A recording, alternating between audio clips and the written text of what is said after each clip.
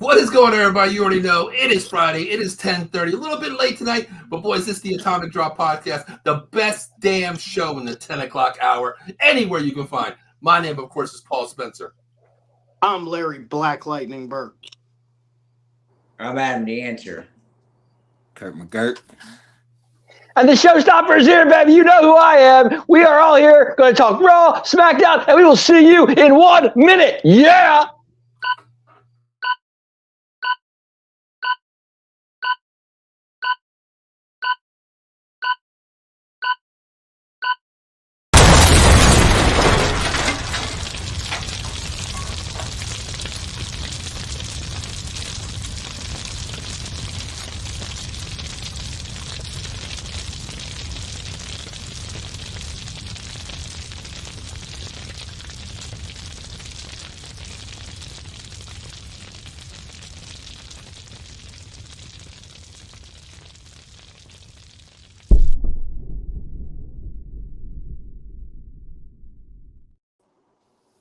What is going on, everybody? You already know it is the Atomic Drop Podcast. Like I said, my name is Paul Spencer. I'll be your little MC tonight, trying to fill in for the big guy, Ken Fry, who's holding down the fort at work tonight, bringing the bread in. So, guys, it's the Atomic Drop Podcast, WWE. We have a whole week to talk about, but let's recap this. Let's move this back 5 days, and let's talk about Raw. Are you guys ready?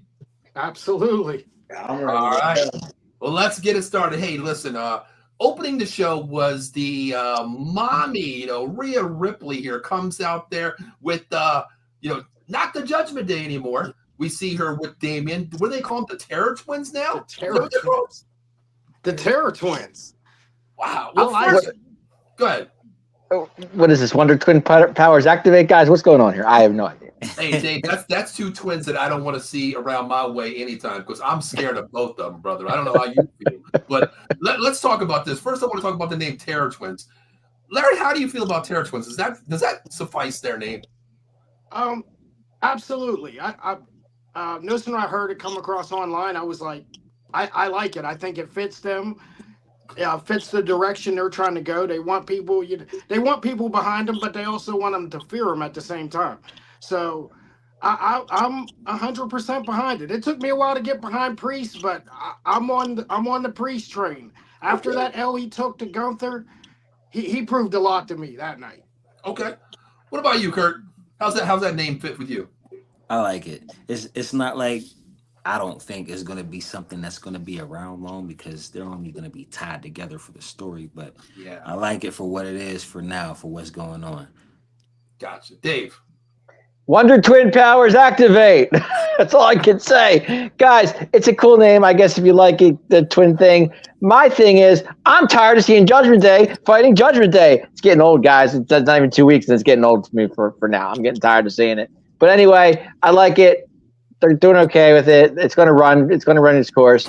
But I'm just wondering how Dom and Liv are up there, and Rhea's in the ring, and she's like stalling, knowing that Priest was behind him. And I kind of liked what I saw there.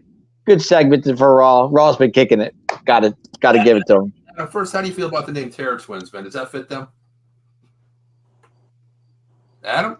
I don't like the name. What do you want to call them? They got to come up with a better name than the Terror Twins. What? It's not right. Adam, by the end of the show, I need a new name from you. Okay, what you want to call them? Okay. Did anybody see Liv's 40 time as she was running through the halls of the arena?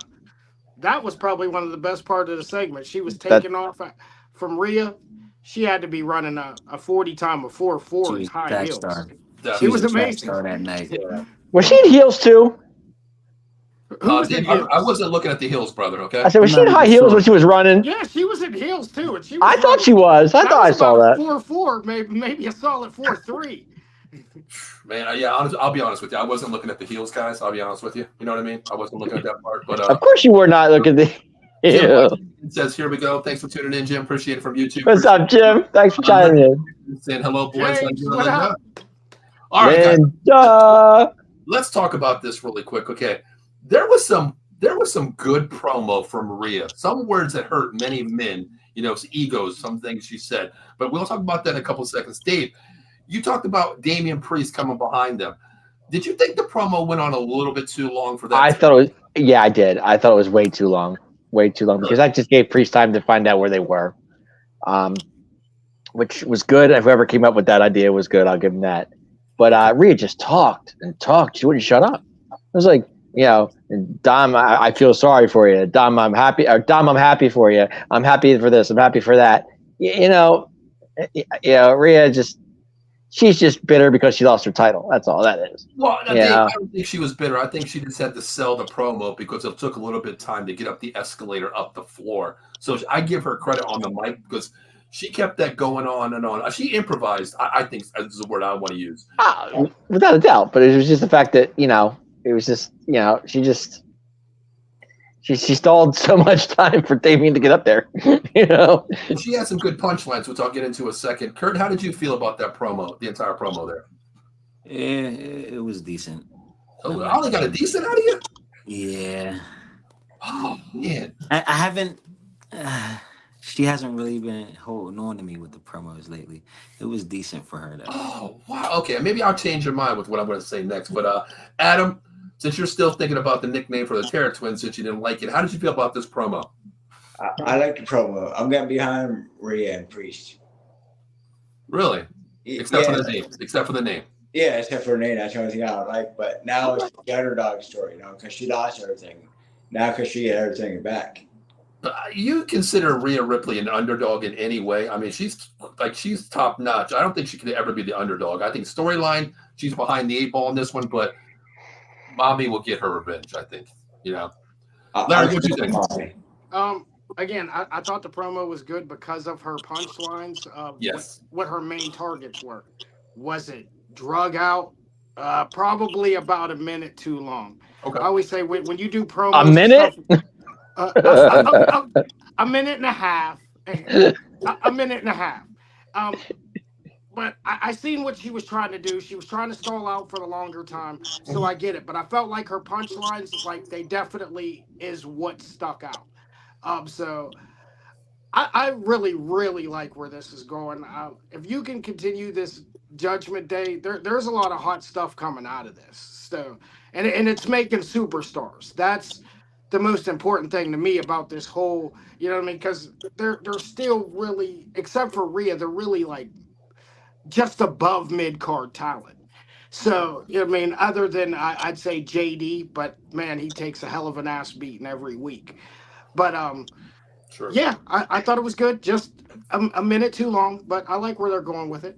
Okay. Well, according to Dave, it was about 5 minutes too long, but it's okay. It's okay, Dave. I get that. Dave's tough. All right. Dave's tough on her. Here's what sold me. 2 little key phrases from Rhea Ripley. Number 1, we don't want to hear this as men. Hopefully we never hear this in our lives.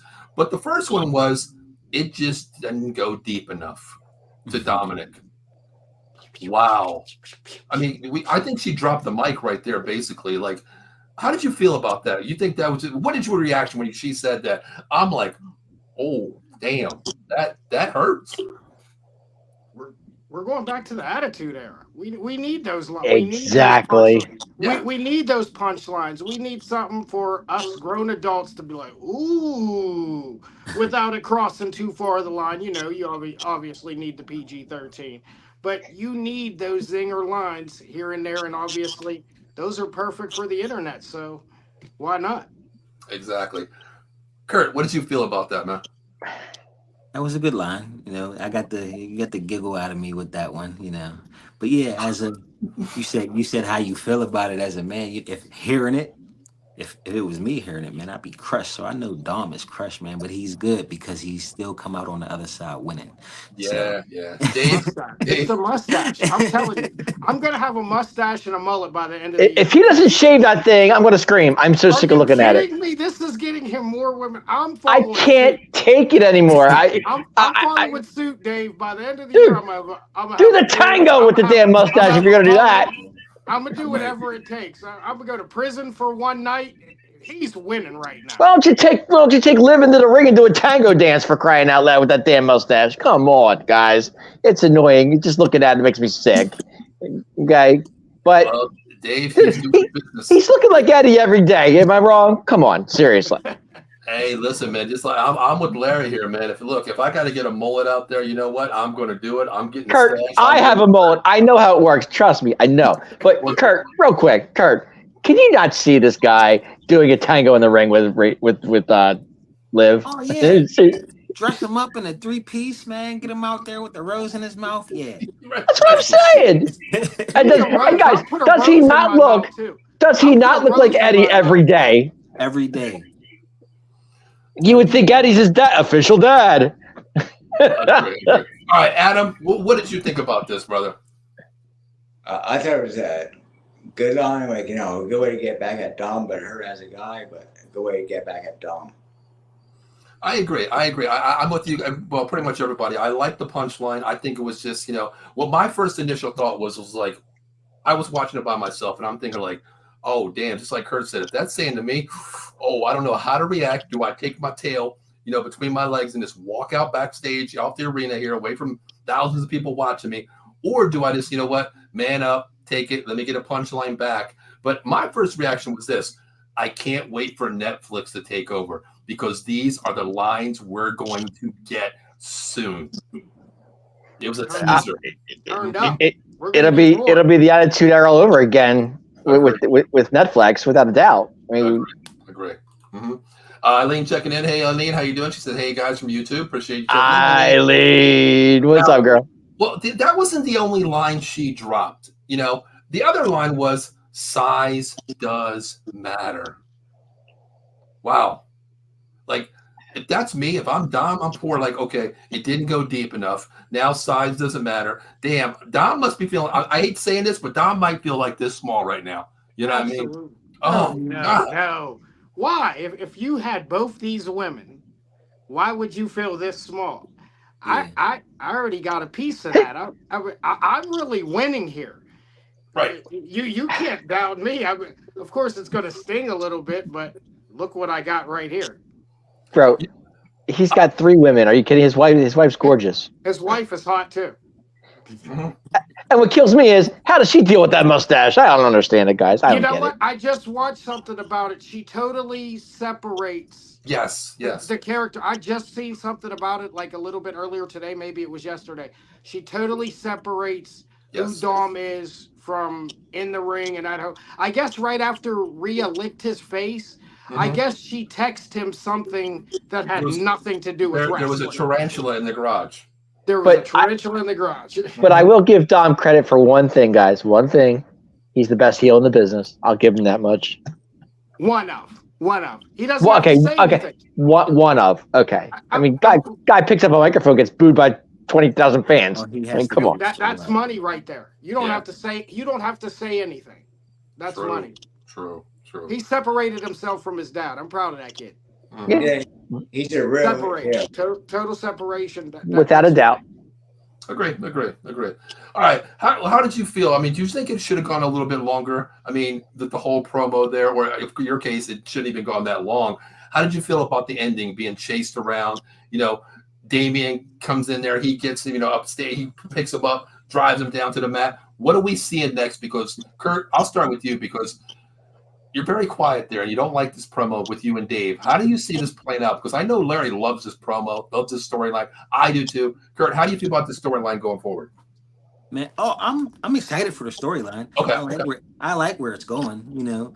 Some pieces, you're not gonna like. Some pieces you're gonna like. But I'm excited for the tag team match. See what's going to happen here. I feel like Dom and Liv got to get the win there. It's got to keep things going. You know what I'm saying? So I'm excited because it's going to take us to what's the one in Atlanta?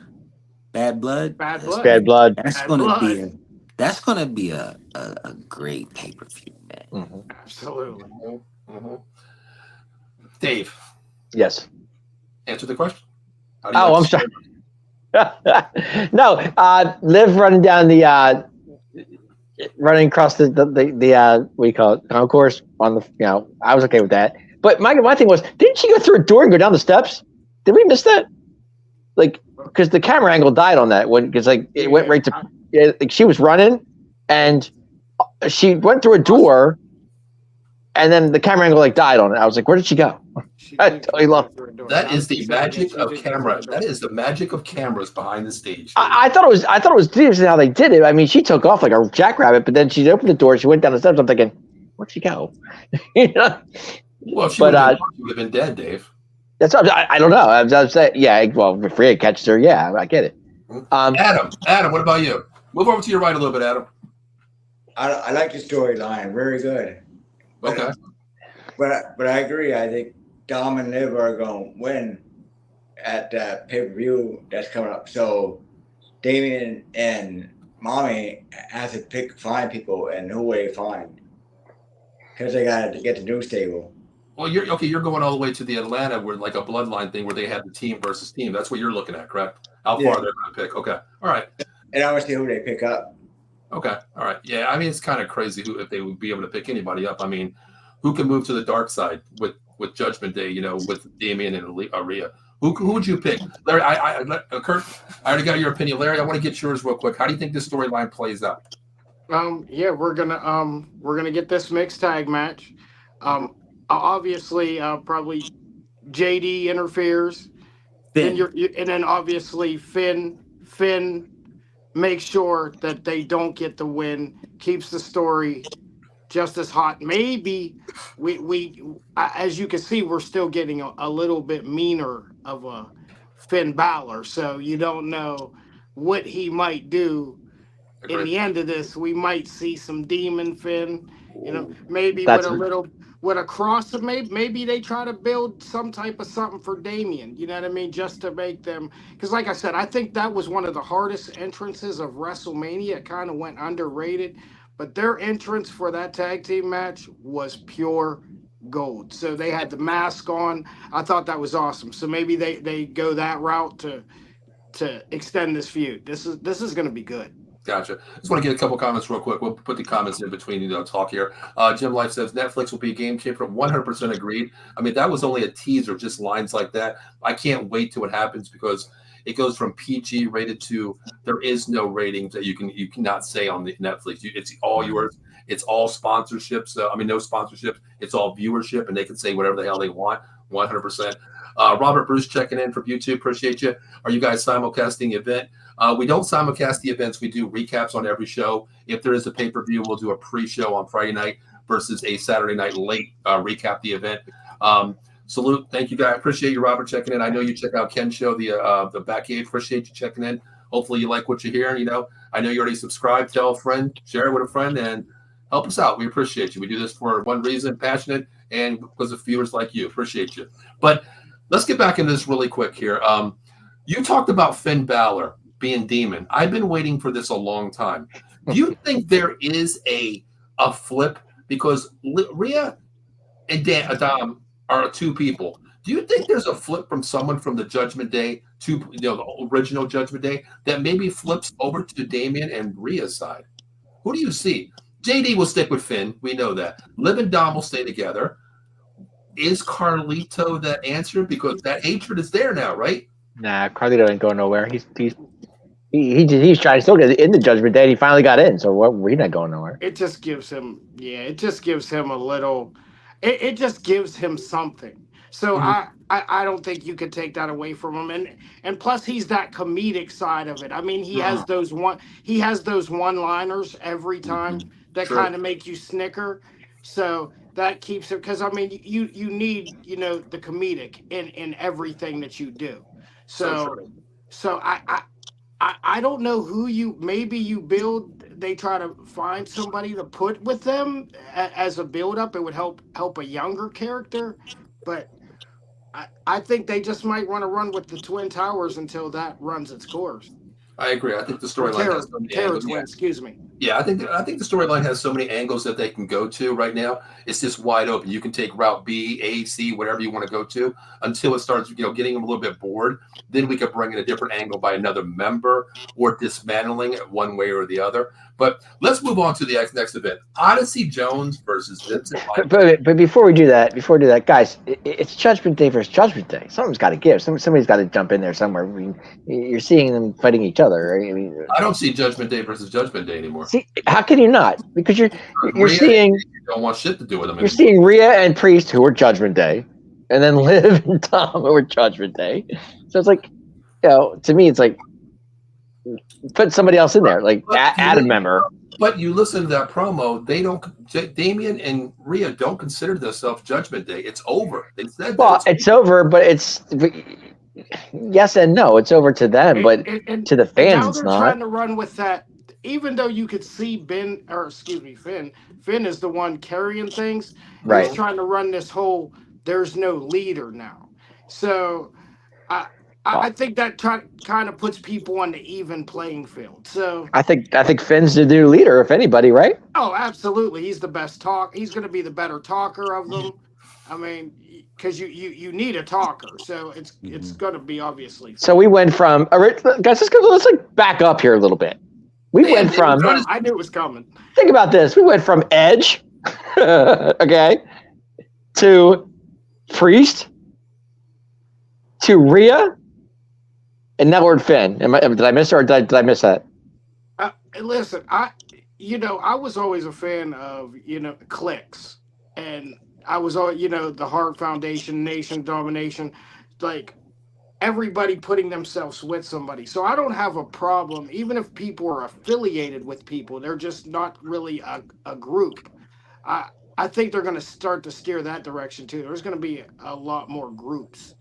Just remember the original guy for Judgment Day is Edge. Don't forget that, guys. Just saying. Okay. Yeah, I think it's been better since Edge. I think what with them, everything they've done is pushed them up. I didn't think that gimmick was going to last that long. I didn't either. Here we are 3 years later, and we're like, it's a top tier store. It's still a top tier. Yeah. The reason why I asked you what there was maybe a possible flip, I'm not going to say his name. I did put in the group chat last week a picture of somebody sitting by a computer. You guys seen that picture I put in the group chat, right? Maybe I wasn't in the group chat yet. There's a guy that I know who works for WWE. Yeah. I put that picture, and you've seen it, Dave, when Braun Breaker was walking by.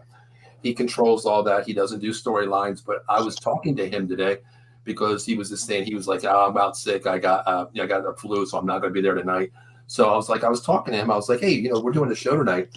I know you can't tell me anything, but let me run something by. He's like, well, let me tell you something. And I'm like, okay. Not going to say his name or where we got it from. But he thinks maybe in the next month or so, one of the Judgment Day members are going to do a flip. Reason why I said that is, Dave, I know you don't like the guy with the mustache, right? He might be the guy going back. You're Dom? I guess he's the only guy with the mustache, right? Yeah, I'm not. Okay. You think he would go back to Judgment Day? He goes back to Judgment Day. The reason being is who's we always said has an eye for Liv Morgan. Ben Balor. Is a fan. I'm not seeing that.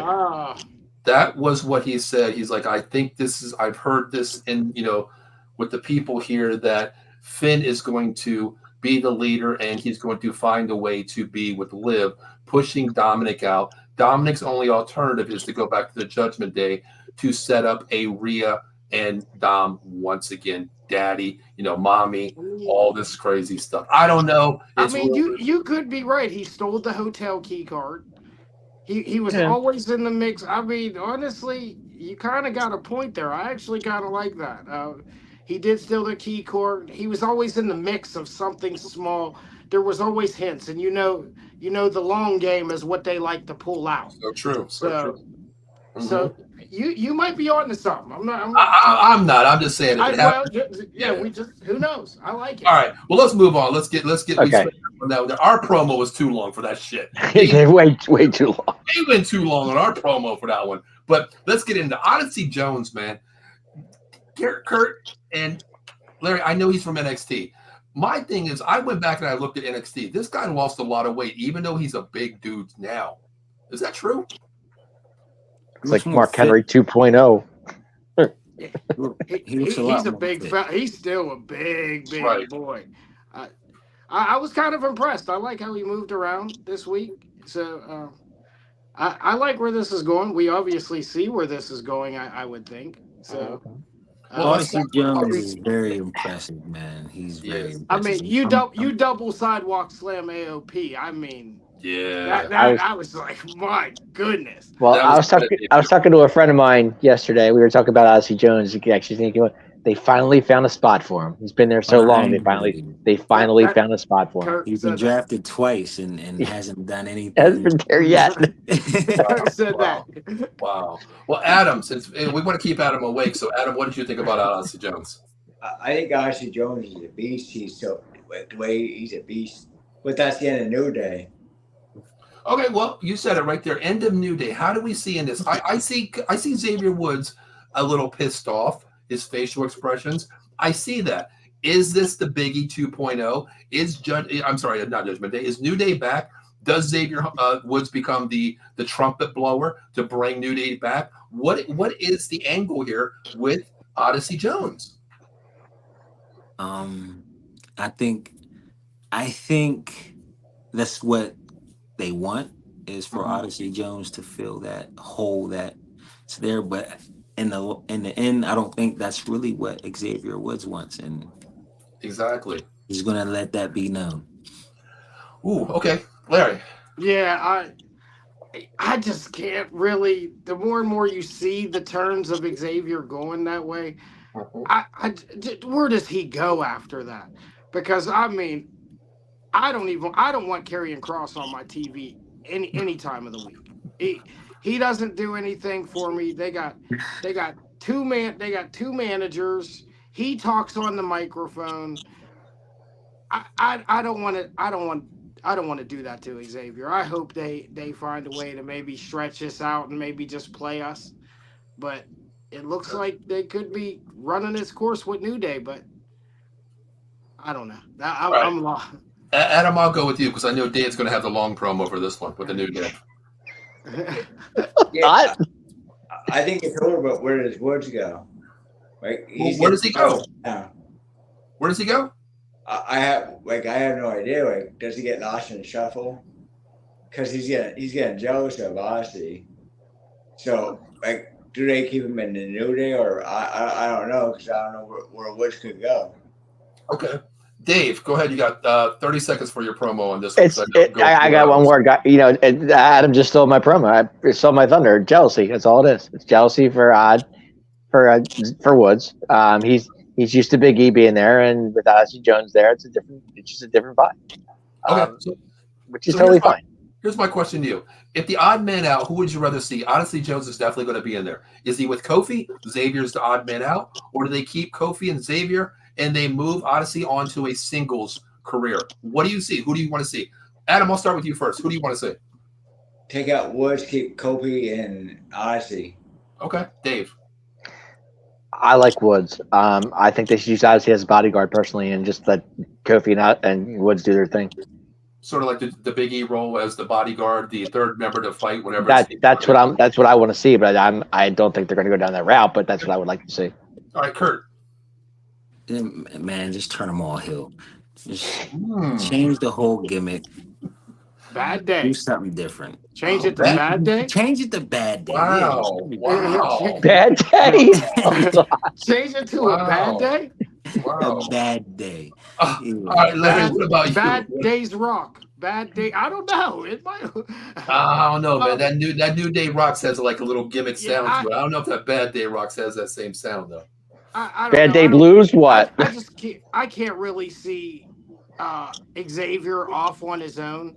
I think he would end up being like a Titus O'Neil. Like they would just use him for I don't get me wrong. The guy's super talented, Mhm. but just him being off on his own. I mean, they played off each other. A couple years ago, we didn't even think none of these guys would even have jobs. Yeah. You know what I mean? So, and they found their way, and I don't think you can really change that. I mean, as long as he's not out there gyrating like they had Big E doing, Mhm. and then eventually maybe Odyssey go off on his own because he's a big dude. You can't just leave him there, so he'd have to figure out the microphone or whatever it takes to get off on his own. You just can't break the dynamic of Kofi and Xavier up. Yeah, I agree. I think this is the 2.0 version of it. I just don't want the gyrating, like you said, with the Big E, around the world, Macarena BS. I don't want to see that because I do want to keep them together. But if there's odd men out, I think it would be Xavier because Kofi can handle his own, high flyer He can still. work. I can see exactly. He's a worker in the ring. I could definitely see that. And having that, Big E 2.0 in Odyssey too, I think it would go a long way. But Xavier, I think if he does go out, I think his single career is definitely behind the scenes. It's not going to happen the way he works himself. I don't think he will be that guy. That's why I want to see the Bootios all together, bring it back that the New Day rocks that situation. But let's move on to the other match here. Guys, real quick, I have a hypothetical that could be interesting. Let's hear it. Think of, guys, hear me out. Could you guys see Odyssey Jones with Apollo Crews? No. Possibly, but I think it would be. I think they'd be a good. I think they would be a good tag team. Speed, power. I mean, Mm-hmm. there's potential there. I mean, I'm just saying. I don't think Triple H would go down that route, but if you can't figure out what to do with somebody, honestly, that's one of the best things to do is put them in a tag team. That's true. And that's where you find your guys. You know what I mean? Of who stands out and who could talk on the microphone, everything like that. So right. I mean, I guess it's not out the door. I mean, Sure. they keep him around for a long time. They keep Corbin around. There's something about them that they personally like, and I mean, they can work. It's just they don't get the crowd. I mean, Apollo's quick. He can move. I mean, and then you got a big guy like Odyssey Jones. I mean, that would be. Think of that tag team. That'd be nasty. But I think Odyssey's career if you do that to him. Like Apollo Crews is like a bum now. I think. Where's that? A bum? I wouldn't call it a bum, man. Damn, man. A bum's a bit much. Damn, we just lost 5,000 viewers because of that comment, Adam. The old days, a jobber. Well, I wouldn't say he's a bum. I would say when he came into the WWE, he lit everything on fire. The superhuman power. The way he did. His career hasn't gone the way that it could have been. Honestly, the way it could have been established. But I just don't see them going unless the tag team division gets a little bit stale. Maybe he had that other gimmick that was pretty solid for a while. But yes, he did. Yep. Yeah, I can't think of what it was just off the top of my head, but it was Apollo. Yeah, and it was actually like he had something going there, and it kind of just and they faded it out. That's what but I think he's a jobber now. When was his last big win?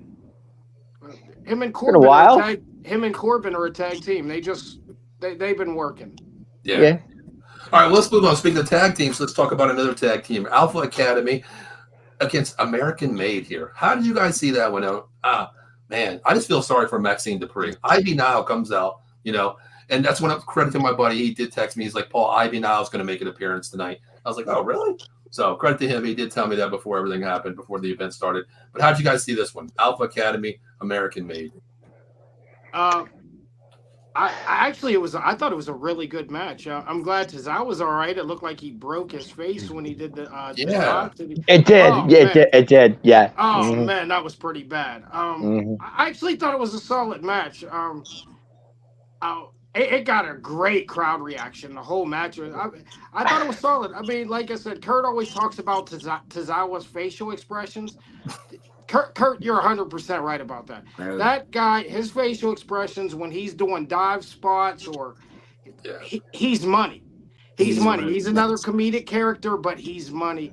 And I mean, I don't know how they keep getting noticed over the way they do, but they're on to something good. And I think this is really what's going to push Chad Gable to probably a world championship at one point in time. Wow. Kurt, what do you feel?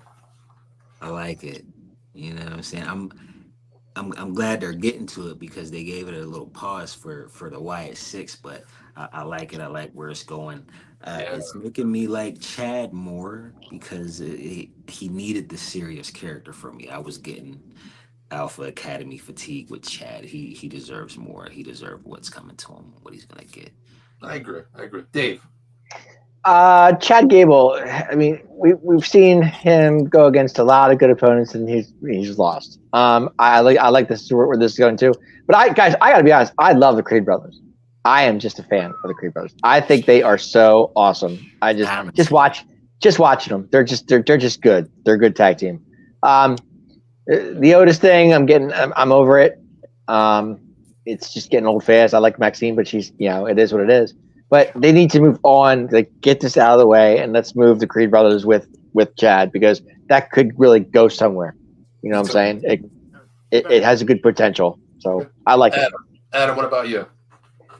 I like Gable. Like, I like how they're pushing. Like I think this is the push needs with the Creed brothers. Okay. Okay. Do you guys see a 2.0 Alpha Academy here with Chad Gable becoming the dictator? That kind of role where they lose a couple matches or like an interference where someone cost a match or something, and Chad Gable doesn't see it that way. They flip it here, and maybe this is where Chad Gable goes on his single by himself. No more teams, no more management, no more PR. Mike Man goes to the top and wins the title, or do they stay together and keep playing this out with the Alpha Academy? I think you'll see them together for a little bit. Okay. You'll see them together for a little while. Okay. Yeah, I think they'll be together for a while because Gable will need that backup Okay. if they do push him for a championship. So and that'll help the Creed brothers because I mean you know what you're seeing right here. You're seeing Kurt Angle, Shelton Benjamin, and Charlie Haas. That's exactly what I was just thinking. You know what I mean? Exactly. You know exactly what you're seeing here. Yeah. And they're probably not the best of talkers. I mean, I haven't really paid attention to their mic skills, but I know what their in ring is. And I mean, Well, Chad's a good Charlie talker. Haas We and know that. which one? I said Chad's a good talker. We know that. But that's what Chad's there for. That'll keep those guys a legit tag team. You can eventually get some tag team straps on those guys because you can clearly see they're dog strong. They're good in the ring. They're smart. They listen. Because that's most important. Like a lot of these guys, they're going out there and they're not really ready to be on Raw and SmackDown. So some of them are going out there and you could tell these guys are listening. They're focused on what they're trying to do. So are we going single wise with Ivy Nile and Maxine Dupree? Is that what we're looking at here right here? we can't put Maxine back out in that ring. We can't put her in the ring yet. We totally know we can't put her in the ring yet because they were just killing her on the internet. Yeah. And she was trying her best. I was actually kind of disappointed when the internet was killing her like that because she was just being thrown out there and she was just doing she's fresh. So she was just doing her best, but I think they'll eventually build to that. Because I mean, I still think Ivy now is still kind of. I think Ivy now could make a run if she wanted to. Honestly, if there was a mid card women's title, there's a couple of them that they push them up there too fast, and you don't want to like what's the girl's name? Valkyrie or whatever. Lyra Buckhouse. Lyra? They love Taya Valkyrie here. She should not be on Raw or SmackDown. She's not ready. Okay. And they keep forcing it, and then eventually she'll be ready. But no, you can't put Maxine out there and not. And now as a single. Well, when they brought Lyra up, Sean was not happy about it. I can tell you right now. Yeah, she wasn't ready. No, wasn't ready. They gave her a huge push too, right away. I told you it wasn't going to translate when we was. No, but to me, Ivy Nile can go, guys. I don't know. Is it me? It just there's no real personality there. Like I'm big on personality. So if you can bring me in on your personality, because I mean your major superstars aren't the greatest wrestlers, right? They never really are. So like there's just no personality there. I mean there's people like Chelsea Green who has super talent, and they've never ever really used it until she went through that table. Right. Like so I think there's people that should get a push before somebody like her. She just doesn't do Gotcha. it for me. Now, you know, No, we are on out of the box sports entertainment here, and I got something to throw at you that's really out of the box. Okay, hear me out here. Okay, Wyatt Six. They're still waiting for that last member. Correct? We maybe Alexa Bliss. Maybe we don't know who it might be. I Correct? don't think it's going to be Well, Alexa. But hear go me ahead. out. Hear me out. What if out of the box thinking here, because we are, you know, I'm crazy. I don't know about you guys, but I think outside the box every day, 24/7. What if America Made, and Alpha Academy had enough? Because I think Wyatt Six is going to pick on Chad Gable and Alpha Academy some way. What if they combined Alpha and American Made to face the Wyatt Six? What do you guys think? No, Out of because the box. Out of the no, box. That is out of the box. it's out of the box because their targets. This is a whole family thing, so their targets are going to be people who screwed over their family members. Right. So they're not, and you really can't do too much. You can't take Alpha Academy out of what they're doing. They are just good for what they do. Okay. So you can't push them any further. Chad already. No, I mean, if it's not Braun Strowman, it's Alexa Bliss, because they always show her on the trailers, or there's always a hint, or she's walking around randomly, and people catch on to it on the internet. You know what I mean? So, I mean, I think Alexa's happy being a mom. Honestly. See, I disagree. I think it is Alexa Bliss because I follow her on Twitter, and all her little, you know, tidbits on Twitter, her posts are something about it. Like I put that whatever that Raven thing is, I think I put it in the group chat. Something about her that she's always tweeting something about it, like making a statement. We don't know when, where, or how it's going to happen, some way or the other. because then you get a girls tag team out of that as well. True. Right. True. Right. And you need, because I mean that women's division, it doesn't matter what they do. Yeah. It's not. Oh, you know. Agree. Agree. I mean they've been trying ever since they brought these belts out, and it's like they're cursed. Mhm. It doesn't. The only legit tag team was Caden Carter and And Katana Chance. Yeah. and that's been what we've had these belts for, what, 3 years now. It's either Yeah. an injury, Right. you know what I mean. So yeah, so I mean that does give us another. Yeah, but women's Kate and tag team. Katana are good though. I mean, they were They good. are really good. Yeah. Well, the host of the show, Ken Fry's checking in. He said, I look at American Made, Gable and Creed are the next Heart Foundation. What do you think? Ooh. The Heart Foundation?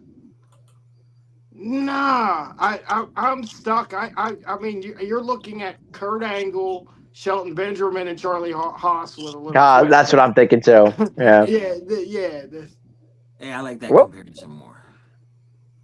I'm not seeing the Heart Foundation. I mean, there's no Jimmy. I don't see the Heart Foundation in that. No, I don't. No. Okay. All right. Well, how about we move on to the next one here since we're still on Raw? Let's talk about this. Damage Control versus Shayna Baszler, Zoe Starks for the #1 contenders match. How do you guys feel about this? I mean, DQ, of course. What do we see? What did you see during this match? What do we got now? We got a triple threat tag team match now, right? No, we do have a. That's what I thought. That's what I think it's going to be, the triple threat next week, isn't it? Yeah, I think that's where we're at. I think so. I mean, I guess I don't know why they keep trying to push. So I can't do the stud line. I'm sorry, guys. I can't do the stud line. I can't do DeVille. Baszler's never done anything for me. What kind of name was that they put up with those three? They called. Oh did man, they call them? it was so bad.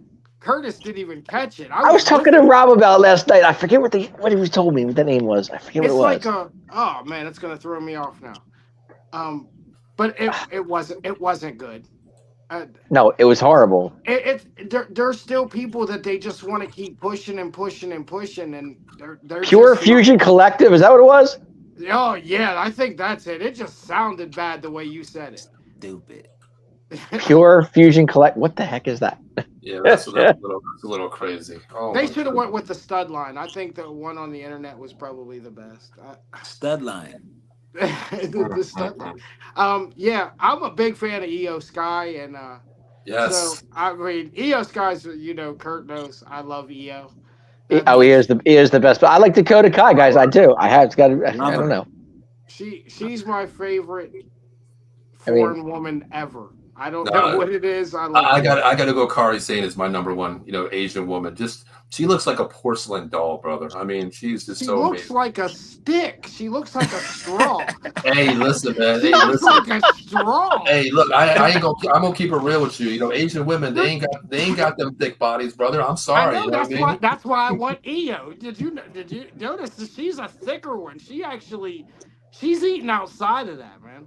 Hey, listen, She's hanging away from them girls. Yeah, she ain't eating the white rice. She's eating the beans and rice, brother. That's what she Yeah. I'll tell you that. You know what I The mean? Hey, beans look- and rice. Yeah. The beans and rice. Right. Yes. Well, how do you see this? Io Sky, Kari Sane, a great tag team, been around, done that. They have great chemistry here.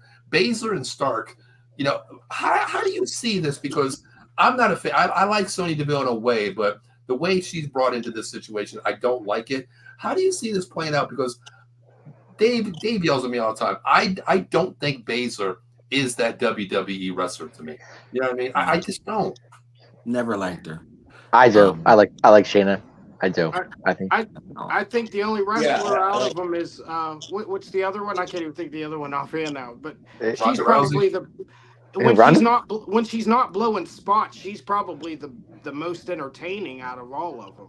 Mm-hmm. Okay. So yeah, 'cause Shayna doesn't do it for me. I mean, some of them UFC characters and stuff like that, man. It's hard to get over if you don't evolve at some point. I mean, it's just the same. No, Shayna won me, guys. Shayna won me over when she put Ronda in her place. That's when I started. It was like really into Shayna. Ronda couldn't her wrestle either. selling is really good. Like Over the promo putting Ronda in her place. That was like Shayna. I was all in. That on was a Shayna. great promo. It was That's awesome. a really good one. Awesome. The promo, we're talking selling promo is versus really in ring. Right. We're talking promo versus in ring, though. Yeah, when she put Ronda in her place, that was the best part about it. But then she gets in the ring, she's like, "Oh, damn, that just went out the window." Sleep. You're never gonna get anything like that from her again.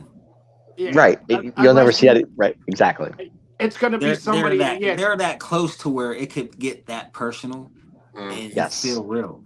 You're never gonna get anything like that from her again. No. Okay. Well, going back to the match, how did we see this? I mean, did you expect the DQ? Of course, I actually did because I thought it was either going to be a triple threat or a fatal four-way for the tag team championships. Yeah, it was bound to stretch it out. They're keeping these same 3 tag teams in the mix, so it was bound, and it'll probably help them all. You know what I mean? With the tornado and everything going on all at once, it'll probably make for a better match. I agree. I like the tornado styles, especially when they get into those certain situations, because the tagging and all that, it really like drags the match out. Gotcha. Well, does this leave, since we're at 3 and 4-way, triple threat versus a fatal four-way? I don't want to talk about them a lot, but where does this leave the EST and Jade Cargill? Because to me, they are the most dominating tag team, really in the WWE. If you think about this, what they have, where does this leave them? Are they? Well, EST and Cargo are on SmackDown, so I ain't worried about that. That's not a big deal. Oh, let's screw them then. Okay. Yeah. Well, the belts go either way. So that's true. You're right. Yeah, You're right. The belts go either way. I mean, eventually, it's going to break up, but I mean, as long as Jade is staying at this level of, yeah, but I still don't think Triple H trusts her. No, you can't. She hasn't had a decent match. Exactly. Yeah, she's had some standout performances because of how they've promoted her and built her, but she's not good in the ring at all. At all. And I agree. Can't argue. They gave her a one-on-one match the other day. I mean, the girl got three seconds of offense, and she's right back to the AEW Jade because she's not WWE material. No. I've said that since day one. She's not WWE material. Her look is great. Yeah. The talent's there. But I mean, they're keeping her around Naomi and Belair for that reason, because they can wrestle. Right. Well, Naomi. I like Naomi, but they're not going to give her anything huge to do. So no. So they're using her as somebody to piggyback off of. Yeah. Exactly. Yep. Agree. All right. Well, let's move on. Let's move on here. Let's talk about a promo here. I mean, kind of interesting. Gunther, Orton. Let's talk about that first before we talk about the Orton. Let's talk about that. Dave, you're laughing. What the hell are you laughing about? Go to Adam on this because I think Adam has. I think he likes this. Is he awake? Yeah, wake him up. Okay. Shake him. Right. Shake him.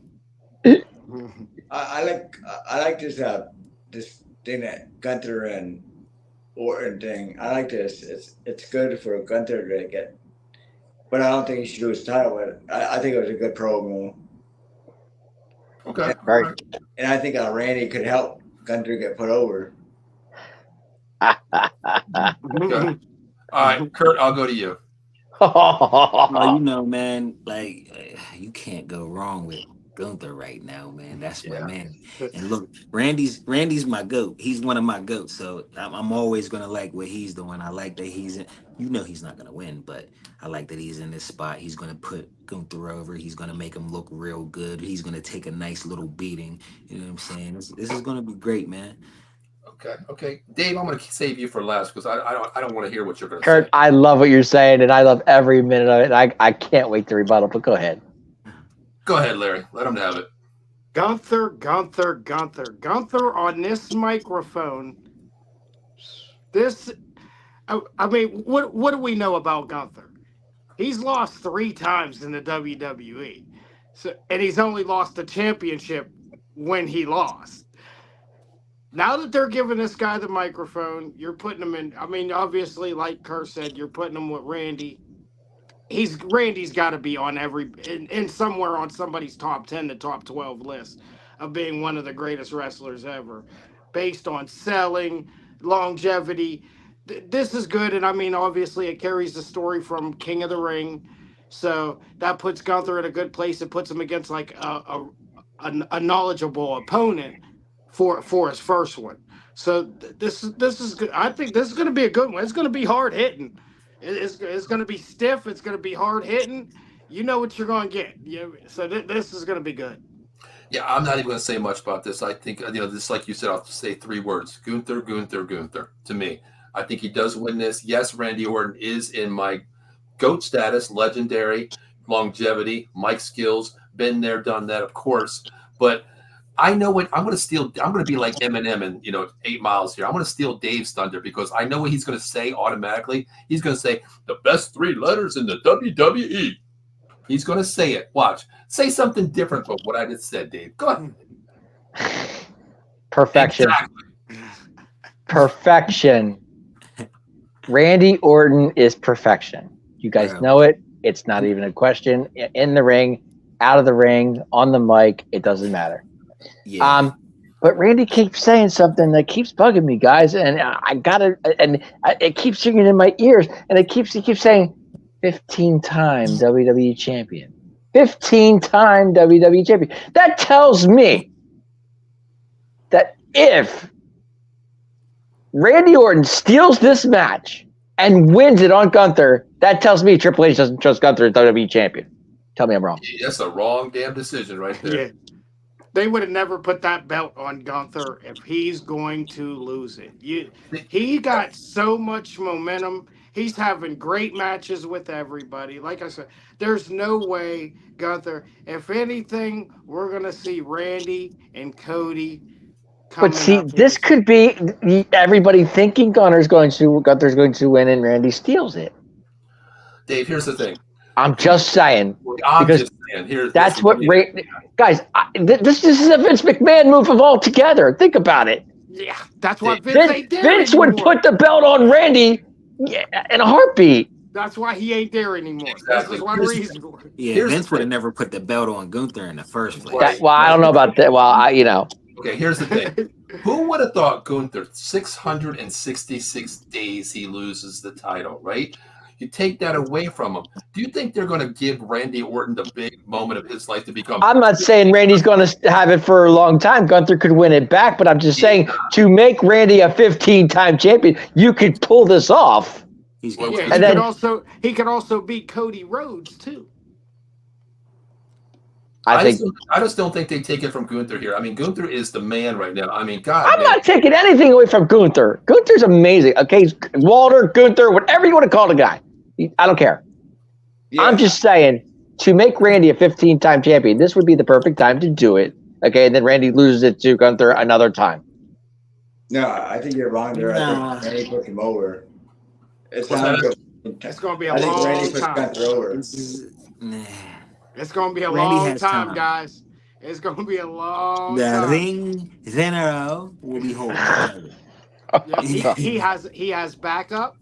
So he has backup. So nobody's gonna want it like that. That's why I said you can't just pull that belt away from him. But don't you guys think it's ironic that Kevin and Randy leave SmackDown, separate, go to Raw and SmackDown, and both have a title shot? One of them's going to win, guys.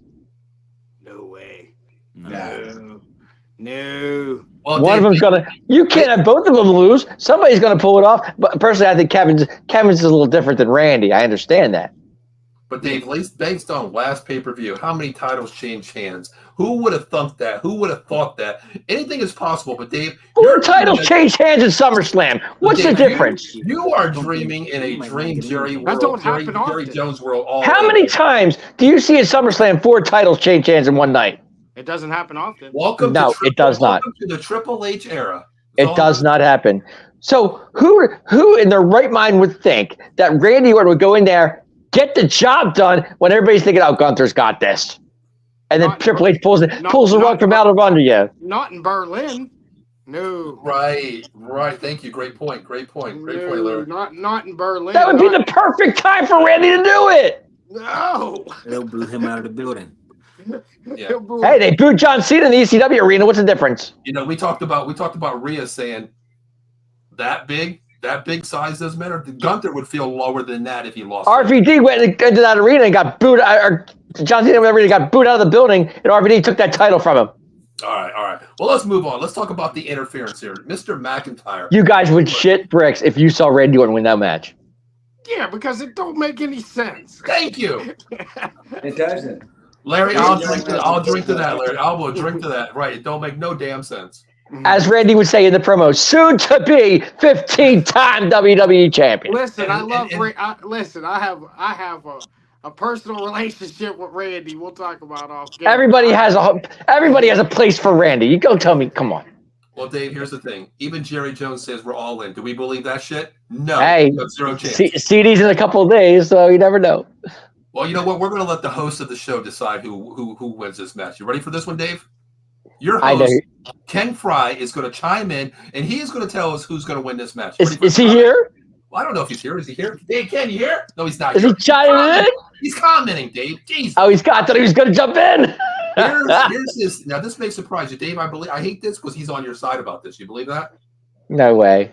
No, hell no. He says Randy has zero chance. Hey, Ken Smart. Randy will be donuts tonight. Don't ever bet against the Apex Predator because you never know what's going to happen, guys. Okay, Dave, before we move on to the interference here with Drew McIntyre, go ahead. Give me the best 3 words in WWE. Guys, you know what it is. The 3 greatest letters in WWE. RKO. Oh, gosh. Well, RKO is going to lose this, during this pay-per-view. But, all right, let's talk about the Drew McIntyre. Okay, he may lose, but I want to see an RKO in the match. Is that fair? Well, obviously, he's going to get an RKO somewhere, Dave. You cannot have that happen. I'd like to be RKO'd and still walk out, unscathed. with the other guy being the champ. I'm okay with that. Kurt, answer me a question. Oh, Lord, here we go. Kurt, answer me a question. Was Randy's shoulders pinned on that match? I got to know. No. At King of the Ring? Okay. Yes. He's in the rematch, Dave. Wait, no, that's why he definitely deserves this match. And it makes sense that he goes to Raw. And it makes sense that he wins it. I don't think he wins it, though. Dave, Gunther needs legitimate wins. Who better than Randy? He needs that staple, that exclamation point. That's what he needs right now, Gunther. Who better than a Gunther's already over. It doesn't matter. He's over. He was a great intercontinental champion. This is how you make a Brock Lesnar. This is how you make This is how you make a guy. And I mean, he's turned from from the first time that I watched him in WWE Europe, He's turned from a complete robot Yeah. to seriously a ring general. Like there's nobody that can wrestle more basic than him and be that damn good. I'm dead serious. I agree with There's you. no that is I the agree. most basic wrestling that you're gonna find in the WWE, and it's damn near the best. I agree. When I first saw him, he was like so stiff. Now he's so evolved in what Oh, he he does. still is stiff. Well, based on what he was before, though. Based Oh, on he's what he- stiff without a doubt. All right, well, let's move on to the interference. All right, let's move on. Okay, guys. Right, we've already been in an hour. We haven't got to SmackDown yet, so let's push it forward here.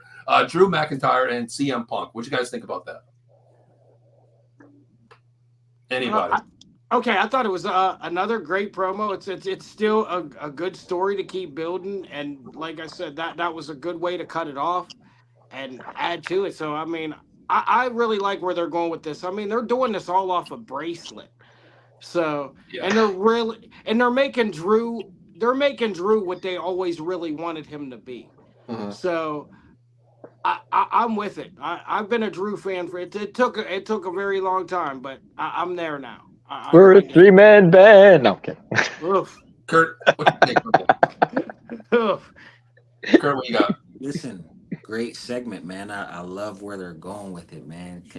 I've always liked Drew, from when he first debuted. I liked it. Music was fire. I even liked the 3-man band. Hey, I was a fan. I liked them all. you gotta have your comedy, man, and they were my comedy. I enjoyed them, man. I'm glad. I'm glad he's getting to where he needs to be, man, and he's doing it with a name like CM Punk, man. Fine example of how they should have did things over at the other company with the little boys over there. The way they're doing this right here is just like a, Dave.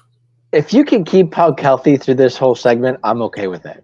Listen. Okay, that's the whole thing. That's the whole thing about CM Punk. You got to remember he's very, very fragile. So anything like shoulder wise, like whatever, you got to keep Punk healthy through the segment. I like what they're doing with it. I like this could go on for months. I'm okay with it. They could because I like Punk too. I'm a Punk fan. Okay. Yeah. Go ahead, Dave. But I like Punk too. But what Drew's doing with it, I mean, Drew's he's carrying it with the win. He's just excited. He got the win over Punk. I get it. But Punk's gonna get his. He's gonna get his share. I mean, it's I'm okay with it. Adam, what do you think? The best Drews have ever been. I think it's a good storyline. Like they gave Drew the win now. like he's the man, but now I think it's going to lead up to another match where Punk wins. I agree with that one too. I love how they're going with this. Drew, CM Punk version. I do agree with everybody, but I think since Seth Rollins is really going to be on the shelf for a while, I think this storyline progresses for a couple more months. With this whole scenario here, I love it's all about the bracelet too. What makes you think when you talk about someone's family? You talk about your wife. Don't talk about my dog. You know what I mean? Larry, don't talk about Larry. Number one, Larry. I knew that was coming. Listen, I tell you what, I didn't see a picture of Larry until like 3 days ago. I looked up Larry, Punk's and AJ's dog. That is one ugly ass dog. I got to admit. Okay? Have you seen that dog's picture? I'm not an animal lover, so. Oh my lord! No. Listen, if you weren't and you seen this picture, you'd be like, "Holy cow! I'm never touching a damn dog in my life." That dog, man. Oh my! I'm sorry, CM Punk. Don't come and kill me, AJ. I think you're beautiful. Don't come and beat my ass either. But that dog is ugly. And Drew, I tell you, talk about Larry all you want because everything you say about him, he's an ugly ass dog. I tell you, poor Larry. 100%. I ain't gonna lie. Look at when you get off the show. When you get off this show, go look at that dog. I'll tell you what that thing is. Woo! Good God. But I love the storyline with Seth being out. I think this pushes it for a couple more months. It's a great storyline because with all the other storyline going on, this is like one of the ones that you're thinking like, oh, this is going on for a while over everything that's spilt milk that's already done. I love this storyline. But let's move on real quick. Let's talk about, my God, Miz. Bronson, the freaking terror rampage. I was waiting for you to bring that up. Well, we're there. First, 2 weeks ago, 6 tsunamis. This week, 5 tsunamis. I love it. Man. What a way to build up Bronson Reed. Making him look like a monster. What a way to bring up Bronson Reed. It's about time. Adam, I want you to wake up. What did you think about this one? I think it was a good segment. Like they said, a good way to build up Bronson and miss puts him over by taking out tsunamis, but a good way to build up Bronson. Hopefully they keep him keep him built up. Well, the crazy thing is he didn't get the tsunamis. R-Truth got him. R-Truth got Mm-hmm. How do you feel about that, Kurt? How do you feel about this whole Bronson Reed thing? 6 tsunamis, now 5 tsunamis. Finally, the big push is with Bronson freaking Reed. Was it 5? I lost track. It's 5. Mm-hmm. Okay. It's about time. Yep. Because there's no reason why he shouldn't be running around killing people. Like, Guys, who does Bronson Reed remind you guys of? Sort of like me, always on a rampage. No. Oh. Who does he remind me of? I don't know. There's one guy that I see Bronson Reed kind of similar. Well, you got to give us a damn hint, Dave. Yeah. In your mind, it could be anybody. We don't know. California just had one last week. Earthquake. There you go. Earthquake. Much more agile. Yes. Much more agile. I can see the comparison, but it's tough, man. You got a new athletic day and age now, and you got this guy's really doing a moonsault if you want him to. Yeah. You know what I mean? So it's definitely where I'm at with it is, my goodness, this is how you build somebody up in just 2 weeks. Yes.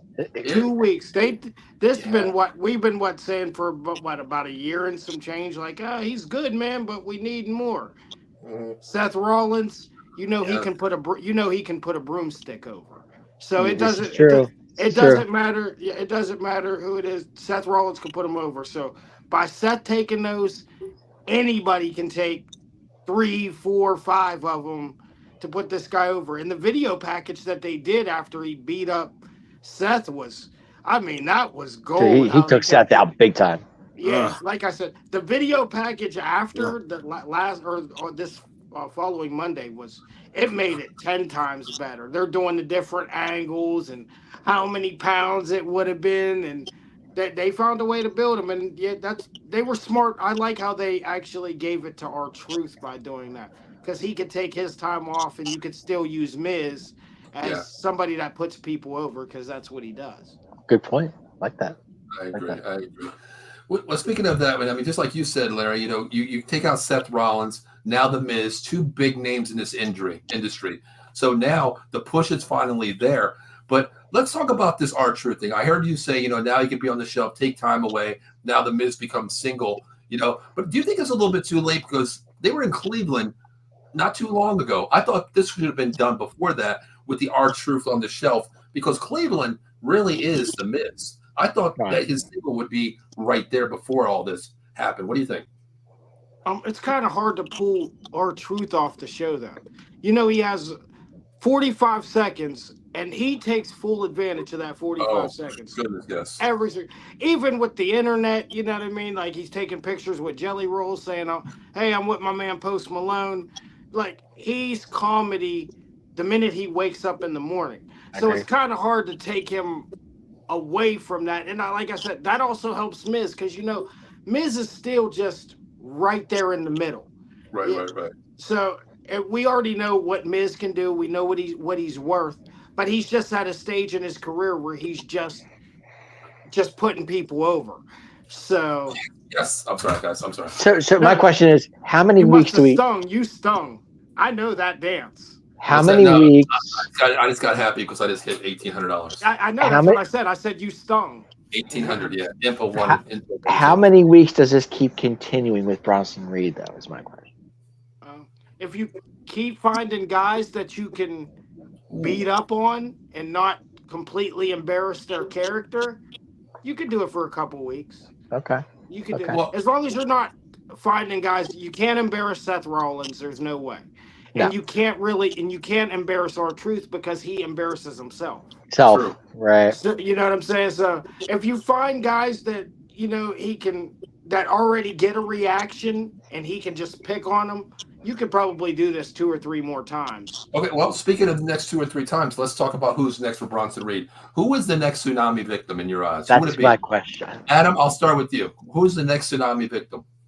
I have no idea. I can't think of one right now. Well, if you don't pick one, it's going to be you. All right. Give me $1 million. I'll take And you're about 105 pounds wet, brother. You ain't making it out of past one. give me $1 million. I'll take one. $1 million, Adam. Really? All right, Dave. Who's your next victim? My next victim? That's a great question. That's why I asked him. Yeah, I know. I get it.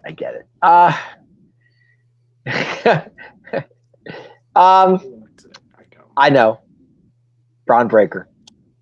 Damn, that's where I was actually going to go. Braun Breaker. I don't think yet. Dave. I don't think yet. Larry, No, Kurt, it's still early. No, but I would like to see it. I wouldn't mind. Kurt, what about you? I would give it to Sammy. I'm not saying it's gonna happen, but that's what I would do. I would. I could see that. Because people feel bad for Sammy all the time. Oh, Yeah. Sammy's a character that you feel bad for. Dave. Yeah, so it's not really gonna hurt him. Dave, right there. That's number one, right there. I feel sorry for Sammy. Yeah. Mhm. Yeah. Well. All right. Go If ahead, it were Larry. me, I would push the barrier. Maybe not yet, but I'd push the barrier, man. I'd tsunami the general manager. If you really want to make a name for yourself, if you want to make That's a name, a great idea. if you want to make a name for yourself, you do this one more week. He comes out there, he threatens to suspend him like he's been doing every week. You tsunami the general manager. Yeah. Larry, I love that. That's pushing it though, Larry. Really. I No, know. no. I know. But you know what? That makes sense because, okay, I'm going to rewind it a little bit. We talk about, just like Larry said, you tsunami him. The suspension talk is there. You get suspended 1 week or a couple days, a.k.a. Braun Breaker. Okay, suspended. What happened? Who is the champion right now? What better way to have that guy tsunami the general manager and then get a title shot? Why not? And then it could be the Braun Breaker. You two badasses, figure it out. I'm done with both of you. You want to be the big dog? You want to be the tsunami king? Go ahead, battle it out. Let the biggest dog in the yard win. Because Braun Breaker isn't really a heel or face neither. Right. No, he's not. No, you're right. He's kind of in that mix. So if you want to kind of make him a badass face, yeah, that's kind of what I would. That's where I would go with. I mean, I kind of like that point. He's intercontinental title material. He's in that level. So yeah, I like that. Mm-hmm. I agree. What was that? What was that comment? Boy, you're what the hell, Dave? I'm sorry. The old school jobbers would be perfect. Yeah, I agree. Old school just beat up on some old cats. Exactly. All right, well, you know what? Speaking of the two we just mentioned here, we talked about Sami Zayn getting the tsunami. We could like to see that, but Dave would be a little pissed off about that shit happening. Of course, he would. That's not fair, Sami Zayn. I would hear that all freaking show. And then Braun Breaker too. Let's talk about this match, the best 2 out of 3 to end Raw. What do you guys think of this? Dave, Sammy lost. Well, technically, he won the first. He won the first round. So you won the first round, so you knew it was just all. You knew that was going to happen. Yeah, you saw it. Exactly. All right, Larry, I'll let you go first with this because I will let Dave go last. I'm just going to let Dave go last on it because I want to hear the. Go ahead.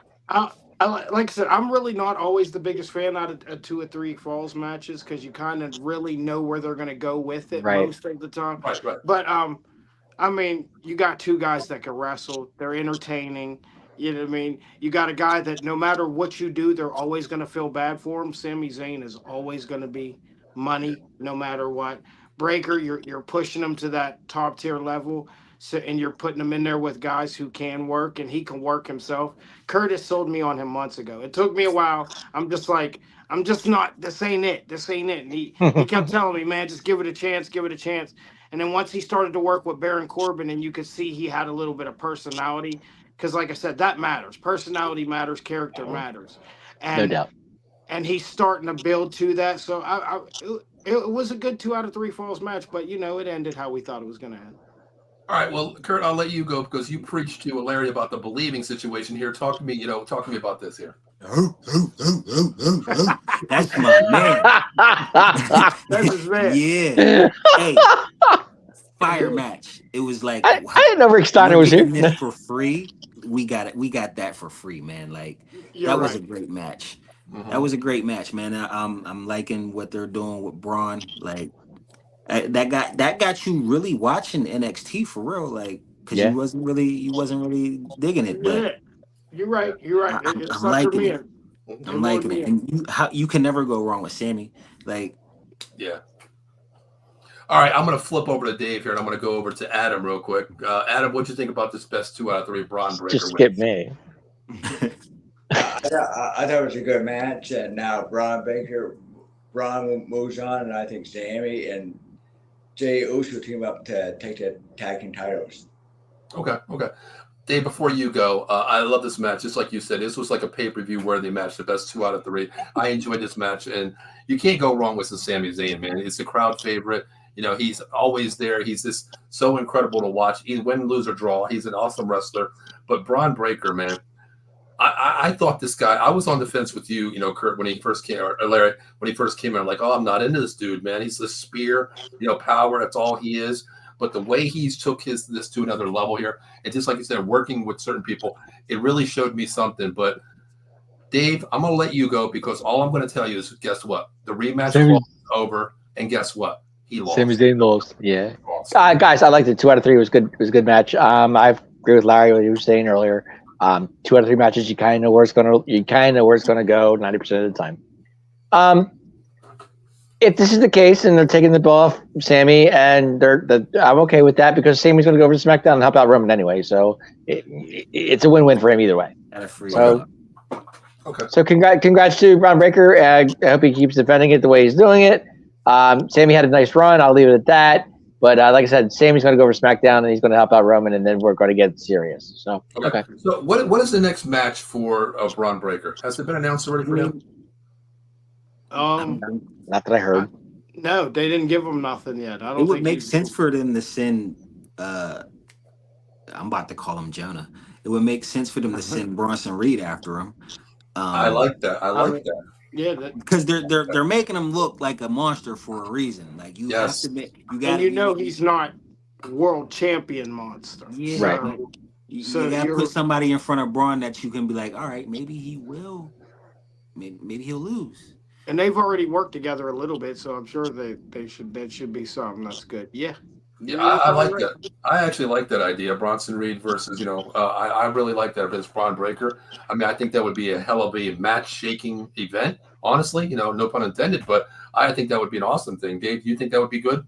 I do. I am a fan of Bronson. I think Bronson. Yeah, I keep saying Bronson Reed needs the title. So what better way to go after Braun Breaker? I don't think he'd win it, but it would be something to watch. I mean, two good competitors. I wouldn't mind that going back and forth. I wouldn't mind. Bronson. No, it wouldn't bother me either. To be honest with you, a good solid story. Yeah. You know what kind of match I would like to see that? I would like to see that if that ever happened. I would like to see a I Quit match. The spear versus the tsunami. You kick out of 5 tsunamis. You quit. I don't quit. Would you want either one of them guys to say I quit? No. But I'm just saying, yeah. I get that point. I get that point, Kurt. I get that definitely. Larry, what would you like to see? What kind of match would you see if you've seen a Bronson Reed Braun Breaker? Just a regular, first. I want to see a great competitive, maybe like a second match on the card, and like really, or maybe even open the show. Just let 2 guys go out there and give their best 10 to 12 minutes. Mm-hmm. And I think it would be a good show opening match, definitely for the championship. Yeah, I don't think you want to force them, because I mean then you're getting them wrestling maybe 4 months from now. At that point we would be drained. Okay. Well, let's kick it over from Monday night to tonight. 10 to 15 minutes tops for that match, because I can't see Braun Breaker probably either of them going over 20 minutes. I can't see it. Probably that's why they'd have to start the show. It probably wouldn't go no more than 12.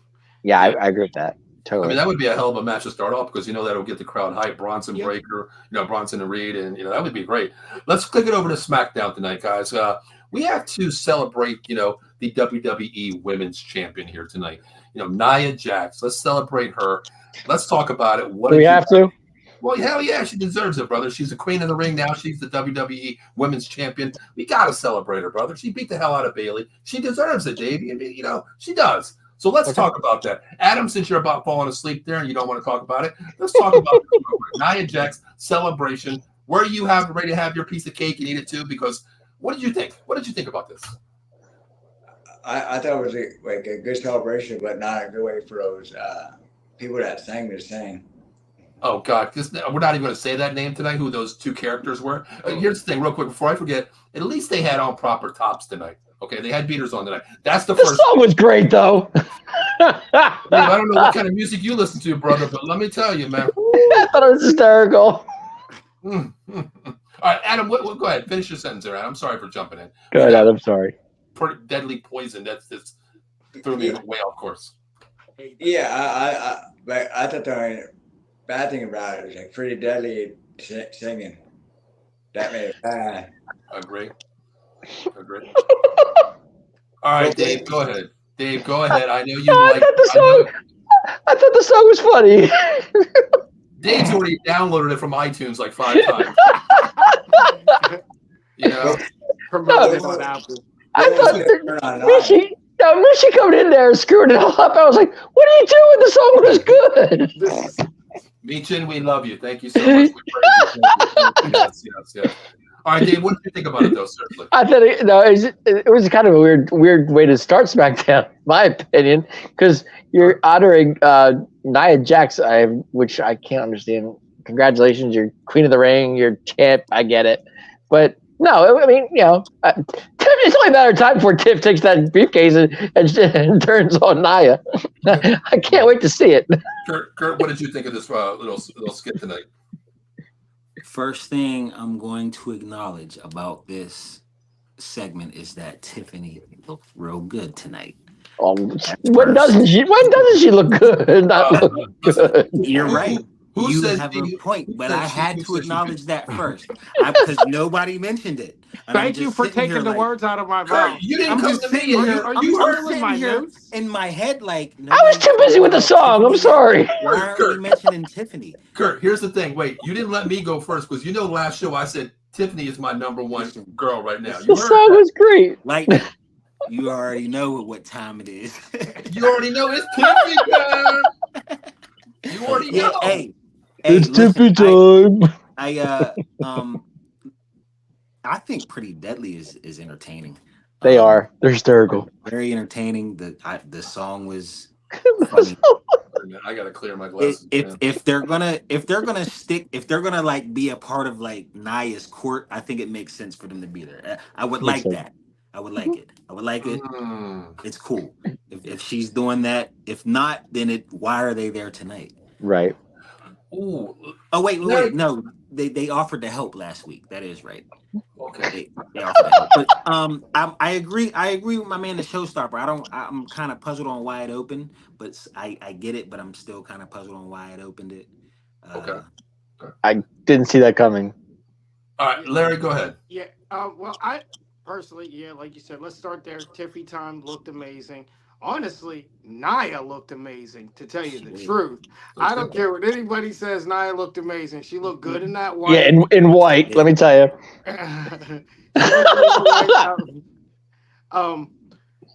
I don't, like I said, I'm not a fan of Pretty Deadly, but if they're going, like he said, clearly, if they're going to use like in her court, that makes sense for them because they're never really going to get over with that, the Beverly Brothers type gimmick. No. It's not going to get over, and people don't like it. You know what I mean? So, and another thing, showstopper. There's no way Tiffany cashes in on Nia. Why is that? No heel on heel. You don't want to turn Tiffany face. She's too good of a heel. She's got to cash in eventually. Yeah, but not on Nia. She's not going to cash it in on She'll wait till Nia. She'll wait till Nia loses it. And she'll cash in on the next person. Okay. Here's the thing. I'm going to say 4 things. Number 1, yes, it's Tiffy time, brother. She is fine as hell. I'm going to tell you that right now. First and foremost. Number 2 is this right here. I'm going to ask you guys before I get to my other points. Did you think when Nia turned around and said, "I appreciate all the gestures, but pink and white are not me. I'm all about devastation." Did you think right there was going to be some kind of slap to Tiffany Stratton right there at that moment? No, I didn't see it. No? No, Okay. Okay. no slap. You obviously see the disrespect, but I mean, you know where this all comes from. This is why they kept those segments separate. You know, she's still bloodline, even though they don't acknowledge that she's Sure. bloodline. So Mhm. you want to keep those two segments totally Far away separated. from each You, other. Yeah. you know what I mean? Far away from each other. So, and you see, she's talking to people like how Roman was talking to people when he first took over. Right. So I don't think they break that up yet. I think it's a good little thing for Tiffy. It keeps her, like you said, it keeps her in the mix. I just don't really see her cashing in on Nia because I don't think they want to try to turn her face. I think that I would agree. that would kill where they're going with her. And Larry, you said about how she's talking like Roman, talking to the people, the way she's conducting the mic. One thing I 100% agree with you, what she said on the mic tonight, when she turned, what is so funny, Dave? I'm sorry. I'm sorry. Sami Zayn lost, so shut up, okay? I Anyway, don't care about right? serious. And okay, going back to what I said there, Larry, I agree with you because of the fact that how she's talking with like Roman on the mic here. The one thing she said was sort of like acknowledge me in a way. When she turned to Tiffany and said, "Bow," okay, Wow. you know what I mean? Like that to Bow me is down, like bow down bow to the down. queen. Exactly, bow down to the queen here. I'm thinking like, oh damn, like okay, she is conducting herself as the one, the Uso, number one here. And then Michin comes in, of course, but going back to what do they call freaking halter top boys? Deadly. What are they called? Pretty deadly. Pretty deadly. Pretty I like deadly. how you said that queen in her court because everything was pink and white tonight, right? What did they wear? All black, and that is devastation of Nia Jax. That fits to me. That sort of fits to me. The piece of the puzzle could happen if they want to take it that route. There's a gem. Because Nia's been good the last couple months. She's been She has. really like she's She been has. holding her own. She's been helping people outside of the wrestling. Like so, this little title run is honestly well deserved. I know people didn't like it and didn't want to see it, but this is well deserved. She's helping other people and she's helping. It's good for her. It's good for actually all of them. Well, it's not going to be the longest run because No, No. right. No. No. What do you think about this? What if Tiffany's sitting back with that Money in the Bank thing? We don't think she's going to cash in, like I said, heel versus heel. But what if next week was weird to see the match Nia versus Michin? It's already been set in stone. What if Michin wins this match? Oh, come on. Nia. Well, I'm just saying, hey, we're out of the box here. We got to think that way sometimes. Maybe it happens. Maybe Michin gets this win. Then Tiffany Stratton comes in and cashes in right there. She might have a Drew McIntyre, a 5-minute championship run. Who knows? What do you think? Would you be pissed? I Or wouldn't. does it need a bigger stage for her to cash in? Yeah. Yeah. I agree with that. I agree with that. Yeah. Yeah. It has to be a bigger stage, especially because she's in between that. They like her, but they know they can't like her. Mhm. So Mhm. it has to be a big explosion moment, like we could never see it coming. And plus, with Mia, I mean, she's probably won 5 matches in the last 2 years, and this just started Yeah. within the last 2 months. I Yeah. like that. I actually like that they're trying to do something with her now, Mhm. because she's just been out there getting jobbed over, jobbed over. So now at least she's somewhat in the shuffle, and they're putting her around other people to build She's her. not So in the shuffle. They're feeding her They're tonight. feeding right. yeah, Right. you're right. All right, Curtis. Jesus, They're sweet feet. now. Well, you know what? But No. I like me. Like I wish they would do something with her, but they're Right. just Exactly. feeding her to Absolutely. people. Well, okay. So, They're so feeding my her. question to you guys is, does this take Billy officially out of the title picture? Right? Hey, you can't take Big Booty Bailey out of the picture, though. Um, no, because she's always gonna be. I think she's on a little break too. So I I agree. Okay. think, Gotcha. I, Okay. she's always gonna be in the mix. Like, no, Right. sir, she comes back, she'll be hot. She'll probably carry somebody along for a little bit. She'll have the Yeah. belt back. I She'll can have see the that. belt back because they actually kind of took it from her actually kind of fast. That's what I'm saying. It was pretty quick. Right. Okay. But because I think Kurt said it the other day that her title run was kind of just floating. I think that's Yeah. how he said it. It was just kind of floating. Nobody really cared once she got it, and That's most champions. Once they get it, most people really don't care about you. This is true. Gotcha. Adam, what do you think over there being all quiet? I know you're thinking about Tiffany Stratton, brother, but speak to us. Adam's dancing. Yeah, I think it'd be good. Like if Me Tim wins and Tiff cashes in, and I think that like piss off Nia Jax might make it a triple threat. Here's what I think. Hear me out. Here's what I think. Possibly. Okay. I think, of course, Nia defends the title next week. Tiffany's going to be by her side playing the cheerleader role for a little bit. I'm thinking, here's what I'm thinking. Maybe in 2 months here, I think we get the return from the real queen, Charlotte Flair. Exactly. Because She we're comes pushing back. that queen and that bow down stuff. Thank you. The queen, I will, bow down to me. She comes out, the music pops with the big thing that she wears, the robe comes out with the whole thing that says, the queen will never bow down to you. There's only one queen, my brother. And she puts everybody over. As much as people hates it, Right. she puts everybody She does her over. job, yeah. So That's what she does best. She could beat Nia. I see where you're going. She could Listen, beat it's Nia. gonna be Tiffany and Charlotte. Then you get Tiffany and Charlotte. Thank you. Thank you, Kurt. Right there. That's what I'm thinking. Tiffany and Charlotte. I like that. That's my ultimate thing right there. This puts it over the top with Charlotte and Nia. Charlotte wins the title. Tiffany comes in there. That's where it is. That's where. And then you could prove. And then you can honestly prove that Tiffany is actually good. That's where you. That'll be her full selling point. She'll have a good match. She'll cash in on Charlotte, and then she'll have a good match with her, and then you'll really see where Tiffany is really at. Because she's definitely levels above some other people, way above. And we've been wrestling for a couple years, and she's great. Like you said, Kurt, we was watching that pay-per-view. I had no idea what I was getting out of her. I seen that promo and it was terrible. That's what happened. I seen it and I was like, I can't believe. And then she wrestled Becky, and I said, "Oh my God, this is the future of wrestling." So would Tiffany be a better title chaser than a title champion? No, I think she could actually be sort of a decent. Because people call Seth Rollins a better title chaser than he is a champion. That's almost everybody though. Honestly, I'm surprised people are still behind Cody, but it's because the chase is more exciting. Because the chase is more exciting. That's what I'm going with it. Right. Because right now, if Cody wasn't making himself a new John Cena, we'd be over it already. And that's to be honest. Like, people wanted him to have that belt so bad, but honestly, I really don't care anymore. I didn't even really want him to have the belt in the first place. My point being is, we know that Seth Rollins is a better title chaser than he is a champion. We've seen that in the past. But Tiffany, kind of the same thing. You know what I'm saying, guys? Because if she were a champion, nobody would care. You know what I'm saying? But with this briefcase and chasing, I think, you know what I'm saying, it'd be a little different. They let her talk. They let her be annoying Blondie. She'll be fine. She'll be fine. Her work as the NXT Women's Champion was pretty good. Yeah. Okay. So it was good. So I think you get her in there with the right people like Charlotte. That's going to be a fire program. It could be. Yeah.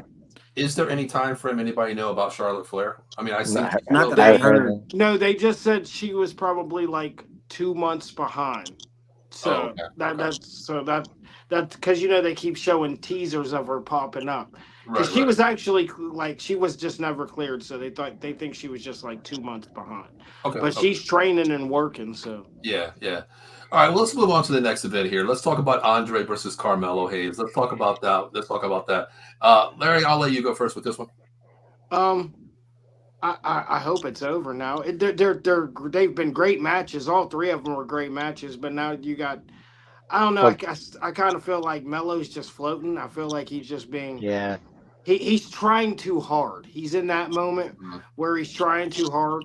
And Andrade is Andrade. He's a great wrestler, but you can only go but so far with him. Okay. So, like you said, he took the L tonight, obviously. So that helps Melo. Maybe next week they do something where he says he's partying because he got that win. I just feel like they're trying too hard to make him a heel, and it's just it's not there yet. Kurt, what about you? I mean, it was a great match. It's like, how many more times are we gonna do it? Right. All right. I agree with you, Dave. I liked what Jade said to Carmelo.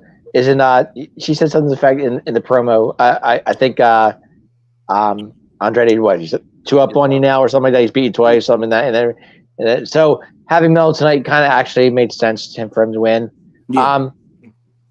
I'm with you guys. I can't.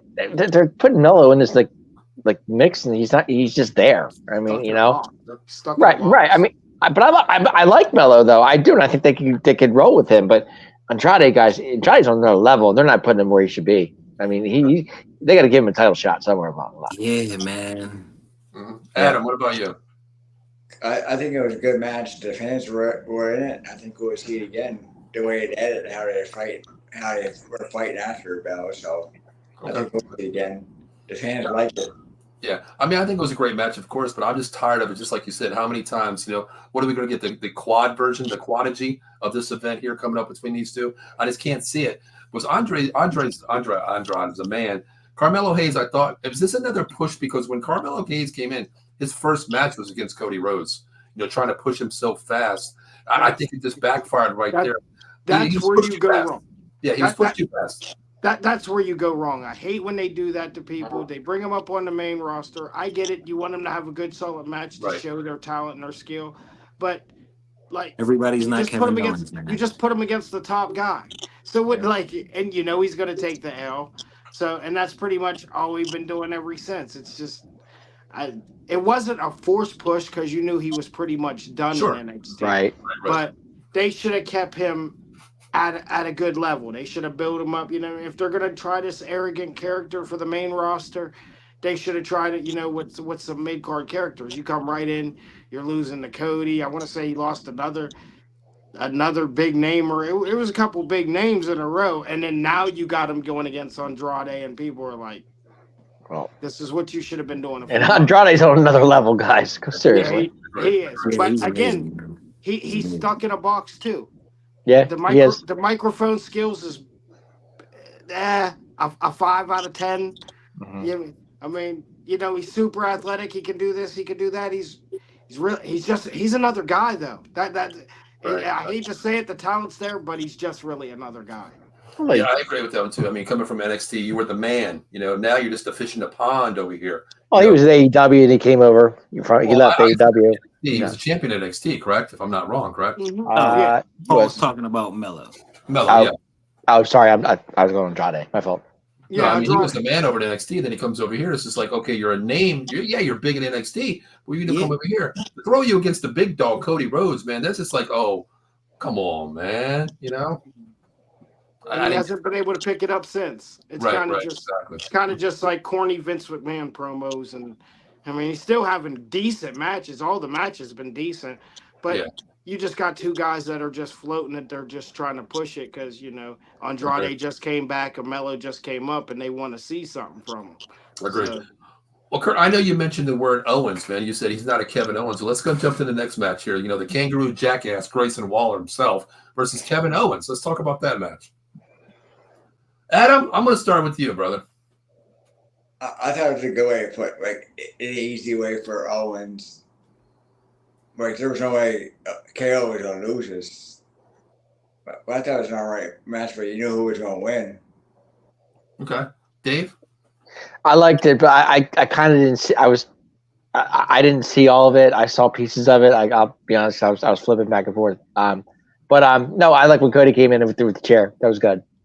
I'm okay with that. So Owens is going to win. See, I'm thinking, guys, Owens is getting this title shot with Cody, and I'm thinking something's going to go wrong with that. I don't think that's going to officially happen because I can see Solo screwing this up somehow, some way. So I think Solo has more on his plate after tonight. He's too busy at the moment. Yeah, he's a little preoccupied right now. Yeah. Yeah. Go. You want to go, Kurt? Go ahead, Kurt. The match did what it was supposed to do. It got Cody and Kevin in the ring. Yeah. As two faces without them having to be confrontational. So. Agree, Larry. Honestly, it was what I thought it was going to be. The promo building up to it was solid. You knew Owens was going to kick his ass. The bell Yeah. rung. He went right at him. Drop kick. Start stomping him in the corner. You totally knew what it was going to be. It was actually it was a little bit hard hitting too. He was delivering some of them clotheslines. For some reason, I like Waller. I I'm like him. slowly, but sure because him and Austin Theory, besides JD McDonough, they might be the three best salesmen in the company. Listen, Yes, I They agree. don't mind. Austin Theory is probably number one. I He might be. He might, but it's tough because McDonough just gets his ass uh, kicked every week. uh, Um, McDonough is this age spike. yes, absolutely. But you I know thought what? the I didn't even finish. think about that. Yeah. Oh yeah. We've been saying that for weeks. Like he's legit Spike Dudley. He just goes out there and gets killed every week, and the crowd loves it. And I'm sure Spike's a he little loves it. smaller than what McDonough is. Yeah. Yeah. Oh yeah. Probably maybe a peanut butter sandwich or two lighter. Exactly. I mean, But I thought the finish was good. He went for that that somersault into the ring, hit him with the stunner. You know what I mean? Then he threw him off the signature power bomb, and then even going to the old Kevin Owens. You know what? I'm about to snap Owens. He was acting like he was going to power wait a bomb minute, him you on. guys see McDonough as a Spike Dudley? You don't? I see McDonough like as an X-Pac. To be honest with you. I mean, man, you better go back over his last 6 months of the moves he's been taking from the RKO off the cage to the He's been uh, taking Oh, all the what happened in the ladder match? He almost died in the ladder match. That's true. He did. He did. He just goes out there to get killed. They But can you see literally, an X-Pac in McDonough too? obviously because of his build and Right. That's what I'm saying. Right. and skill wise, because obviously Spike Dudley wasn't no good, Dude, but Spike Dudley got thrown out of rings. but I mean he McDonough, was good at getting messed he up was though. yes he was. So and that's what McDonough does. So but yeah, I mean he's a cross Great, between but both of that's a them. great comparison. I would never have thought of that. But go ahead. Yeah. But like I said, seeing Owens get ready to do the power bomb on the outside, letting them know like I don't play these games. You're gonna see a little bit meaner of a Owens because for the next couple weeks, which that's what we really like. We like seeing KO snap. Yeah, Okay. I do. Yeah, I feel the same way. I think this match just two things. It actually showed a little bit of Cody Rhodes, and excuse me, and Kevin Owens in the ring at the same time. No bad gestures, a little respect value, handed him the belt at the very end, like, okay, I'll see you there in the ring when the time happens. But you knew he was going to get his ass kicked because backstage when Austin Theory was talking to Waller, who shows up behind him, like I could see the salesperson just saying, like, stop, he's behind you.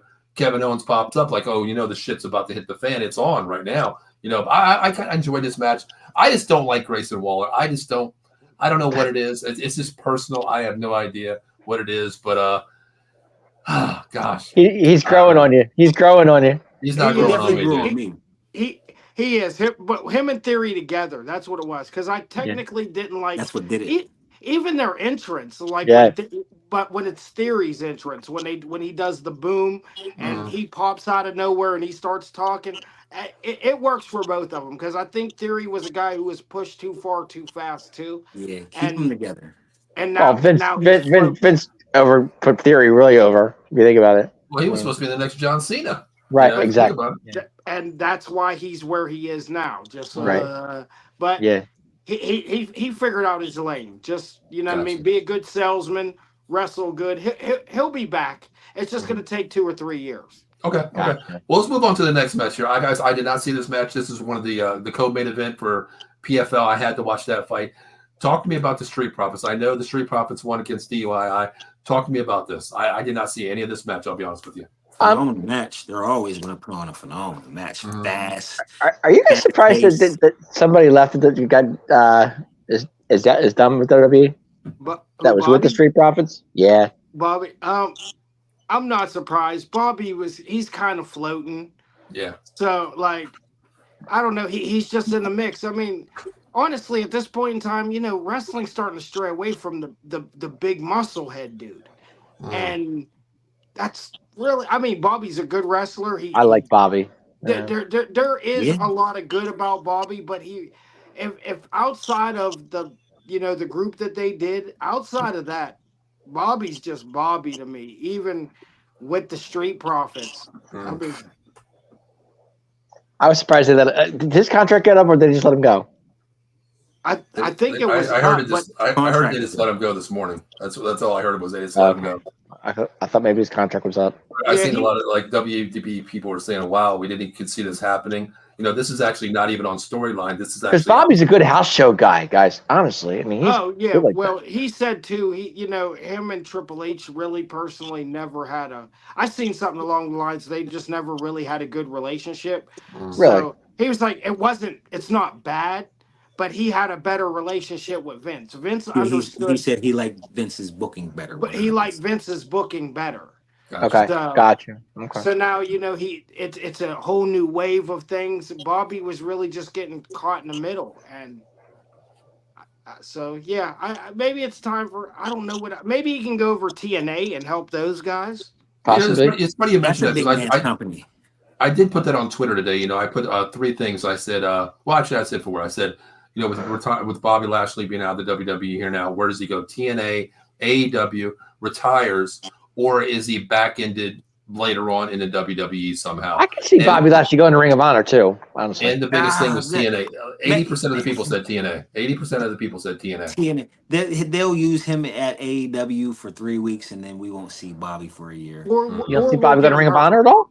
Or we'll get him hurt. Ring of Honor. I mean, we might, but are we going to watch Ring of Honor? Who's going to watch Ring of Honor? Yeah, you're right. Well, Adam, are you going to watch Ring of Honor? Nah. Okay, then none of us are going to watch it. He said, nah. No, I'm just saying it would be a good spot for Bobby Lashley because he could 100%. But Yeah, I want to see Bobby. I I'm think not he'd gonna be waste my time more. I watching think Ring of he Honor. would definitely fit more of the TNA TNA. mold because Ring of Honor still it's more fast paced style. That's not Bobby's style. Yeah. So if you put him in TNA, like her said, it's a big man's company over there. So you could probably put him against Moose and get some decent competition. Josh Um, Alexander. No, I mean, I personally like Bobby Lashley. Like in house shows, I thought he was very good there. Like that's where he belonged. Like in house shows. Yeah, I think once, like you said, once the hurt business died, it hurt that. It hurt it all hurt. of them. It did. It It hurt big all time. of them. But that was a good give. That was a good run. That hurt Yeah, business. oh yeah. I don't think Bobby wanted to stay around and manage the Street Profits because I don't think they were going to do much with him. Okay. Yeah, exactly. They're great on their own, honestly. You know what I mean? They don't really need him, that MC guy out there. But talk to me about this match, guys. I mean, I know the Street Profits are so. I mean, I love watching them fight. I love DIY as well. What did you see with the fight? Anybody? I thought it was a super good match. They gave him a decent amount of time. Yeah. There was a couple false finishes. I thought it was definitely spectacular. Nobody like one up to nobody, which pretty much that. You know what you're getting with those two guys. So this puts the Street Profits in everyone in contenders, right? Yep. Yeah. And I like that. Yeah, that puts them in that position of. I mean, maybe you can get like a Jimmy Uso to come back now, or something along the lines, something that helps. I don't think the Bloodline are going to lose the belt yet. You still want to keep that. Where is Jimmy Uso? Why is he not coming? What's the deal? Roman's got to get the Avengers together, but I guess we'll get. Yeah, you got to keep him on the back burner because he's still setting up the I'll lineup. save that for when we get there. But I just can't understand. Like, where is Jimmy Uso? I kind of thought Roman was going to get his ass kicked tonight, and maybe Jimmy popped up tonight. Yeah. That's what I was thinking too. But again, they like us to play that long game. They know we're sitting there waiting for Jimmy to come back. Yeah. They know we're waiting for Paul to come back. They want us to be so caught up in the show. Bam, that music hits, and we're like, oh shit. Yeah. Right. Yeah. Well, with this match here, the Street Profits, of course, they fight the Bloodline next week for the championship belts. But where does DIY go right now? I mean, after losing this that's match. a great question because I love DIY. I do. Hopefully, we get the turn now because I'm ready for it. Yeah, they're burying DIY. They're burying them in my book because I don't know why they didn't win tonight. They buried them when they sent them to Smackdown because they could easily be at Raw tag team. I mean, you're saying DIY is going to turn Oh, No. that's where the money's at. They're turn they're on getting each buried other. by on each other? That's what I meant. On each other. Yeah, that's where the money's at. At some point, but I think if you do now, my thing is about them two guys again. They're great wrestlers. but the characters, the personalities don't stand out. But we've seen a Ciampa without- run before. We don't need to see that again. Listen, But I but you know completely what? When that was understand. happening, go ahead, Kurt. You I first. completely understand, but Champa turning on Gargano always creates magic. That's all we need, man. It'll get them both over. Those two were. I mean, they were killing it. Why would you? What's that? Yeah, They were killing it. Why? They're always killing it, and then somebody always messes it up for one of them. Yeah. But we've seen a Johnny Wrestling single run too. So what's the difference? I think difference they're is better together. They're better together. Yeah.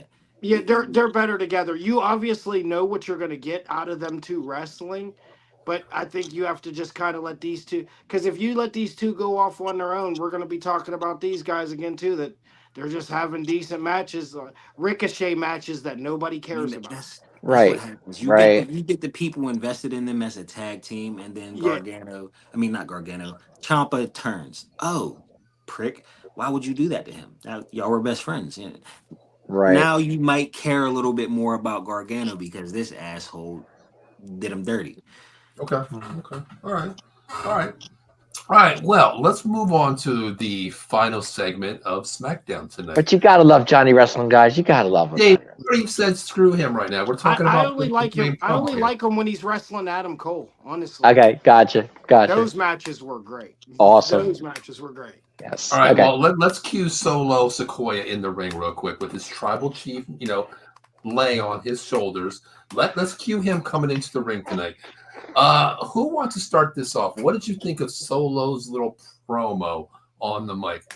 I loved it because Solo said to, what was it, Tomatonga in the back saying, I'm the tribal chief. If I lose, I will acknowledge him, and so will you. I respected that too, right there, like right away, right there. It's there, the respect. That's the bloodline tradition, the respect issue. We know that, regardless of whatever, brother hates brother, whatever. That's respect right there. That's the bloodline right there. But how did you think of Solo's promo in the ring? But that just told me that Roman was going to get his ass kicked tonight. Okay. What did you think about Solo's promo? That's the way. It's fine, but I'm just saying what he said in the back. That just told me right there. Roman's going to come out and get his butt kicked because they got to keep the story running. So, that's the way I see it. Adam, what did you think tonight about this whole event? Basically, we'll talk about Solo and Roman, and all his little bloodline people coming in at the very end. The werewolf shows up. Hurt. He's not hurt. He didn't look hurt to me. But let's talk about the werewolf coming in. He was tonight fine. too. Adam, what do you think? I thought it was a good promo, but I knew the show was going anyway. Like Roman with the lay around his neck. That's why I was surprised when they got attacked. Because they got to continue the storyline. But I thought it was a good promo. Okay. And just showing Roman needs more help. Well, that sets up the roll call. Who you? That's what I was thinking. Pick. Kurt, what do you got? It was a decent promo. He needs to hit the acknowledge me with a little bit more confidence. Because I don't. He needs to say it more with his chest. Like I don't believe you need more people, my man. Like I wasn't expecting Jacob to be back so soon, but as soon as Roman put that lay around his neck, I knew something was going to happen because it's not going to be that easy. Who?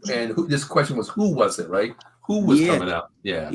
He had the boot and everything on. Selling that in. That's good. That's great. Sure did. Larry, what did you think about it? Again, Solo, man. I'm proud of him, man. To step into this role since WrestleMania, like literally, they just here you go. Here's the ball and roll with it. He's getting better on the mic, Curtis. Yeah. I will say that was a big key. I did kind of notice that. It's just not there when he says that. Acknowledge me. Yeah. So okay, I can see why you said that. Like now that you said that, it did come back to me. He should, but his promo's been solid. The selling is amazing. When Roman comes in, you can see that they're locking eyes. Roman was, of course, carrying that whole thing. I don't know if anybody caught that, but he told Jacob to splash him in the corner. I don't know if anybody caught. I don't know if anybody caught it, but he I think I did see that. Yes, I did. So, like I said, It's all about timing. They're waiting till the crowd is extremely hot to make contact, which that's what you're supposed to do. They're not wasting a second of what they have going on. As soon as Right. the crowd gets to the hottest point, lock up.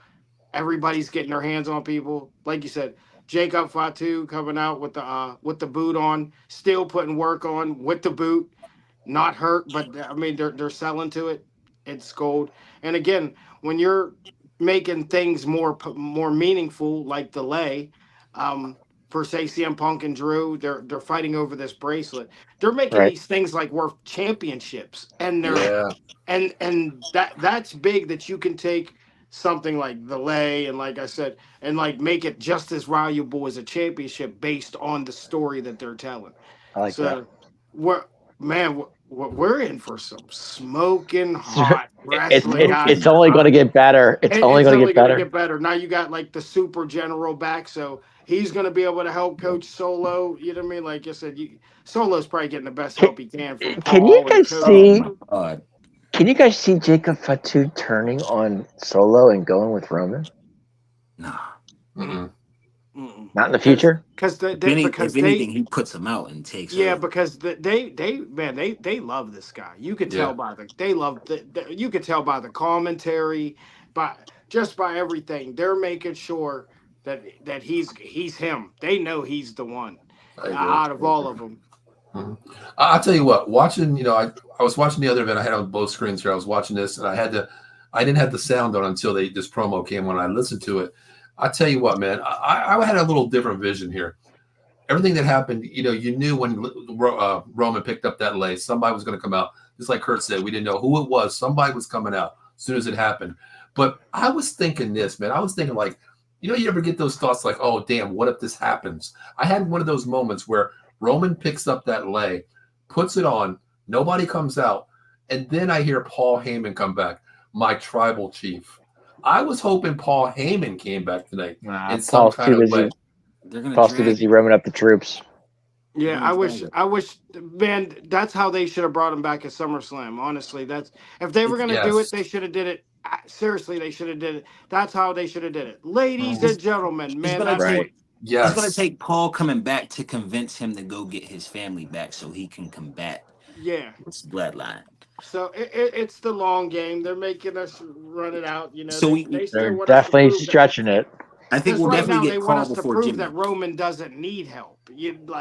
They're still in the mix of that he technically don't need help. Yeah. Okay. Larry, So- Kurt, what you said to get the brothers back together, are you talking about the original bloodline here? All the boys back together on the Yeah. same Why side? not? Why not? That's why I'm saying like we'll probably get Paul first. They're gonna Okay. stretch it out. They're gonna drag it, but he's gonna be the one to convince him like you need to get your family back together, and you need to take care of what you created over here. But will we get a Roman beating Solo to acknowledge he is the one, the tribal chief, the OG, and then Paul Heyman just says, listen, he is the original chief. Solo already said in his promo backstage, if he beats me, I will acknowledge him as the tribal chief, and so will you. That's set in place there. But Jacob Fatu is the one, the werewolf. I don't think he gives two shits who the tribal chief is. He wants to be the tribal chief. Do you see that? I mean, he's that kind of person. This is why we got probably 2.5 years of some of the most entertaining stuff we've seen. We're gonna see for a long time, based on talent wise and based on all the stories that you can break off of this. Mhm. So yeah, he's the one too, but I mean, again, right now, like I'm pretty sure they got Solo in all kind of promo classes and all kind of other stuff because he's seriously there. I did not think a guy that I mean, obviously we knew he talked in NXT, but Right. for him not to talk for 2 years and him Wow, come back and to fully step into this role, this is good for him. This is really good for him. Yeah. Larry, I tell you what, you took the words right out of my mouth. We talked about this even before you guys joined the network here. Even when, hopping on with Dave and Ken once in a while and Adam, I remember saying back in the day, like, damn, I don't think Solo could ever be a solo wrestler, no pun intended, because my man says 5 words in an entire week. That's it. That's all he said. Now, my man doesn't shut up. And he's good on the mic, too, except for, you got to say with your chest once in a while. They acknowledge me, but he has really stepped up, and I give him so much credit for being the Temu tribal chief, as I call it. But he has stepped up. He has elevated this whole storyline where hate him. First a lot of people liked him, then people hate him. He's the bodyguard. Now he's the leader. Now Roman comes back. He's hated again. I love how he's playing this. I really do. Nah, Triple H is doing a hell of a job. All of them. All of them. Paul Heyman, Right. Triple H, the production, the production. They all got to get credit for this because you really take the.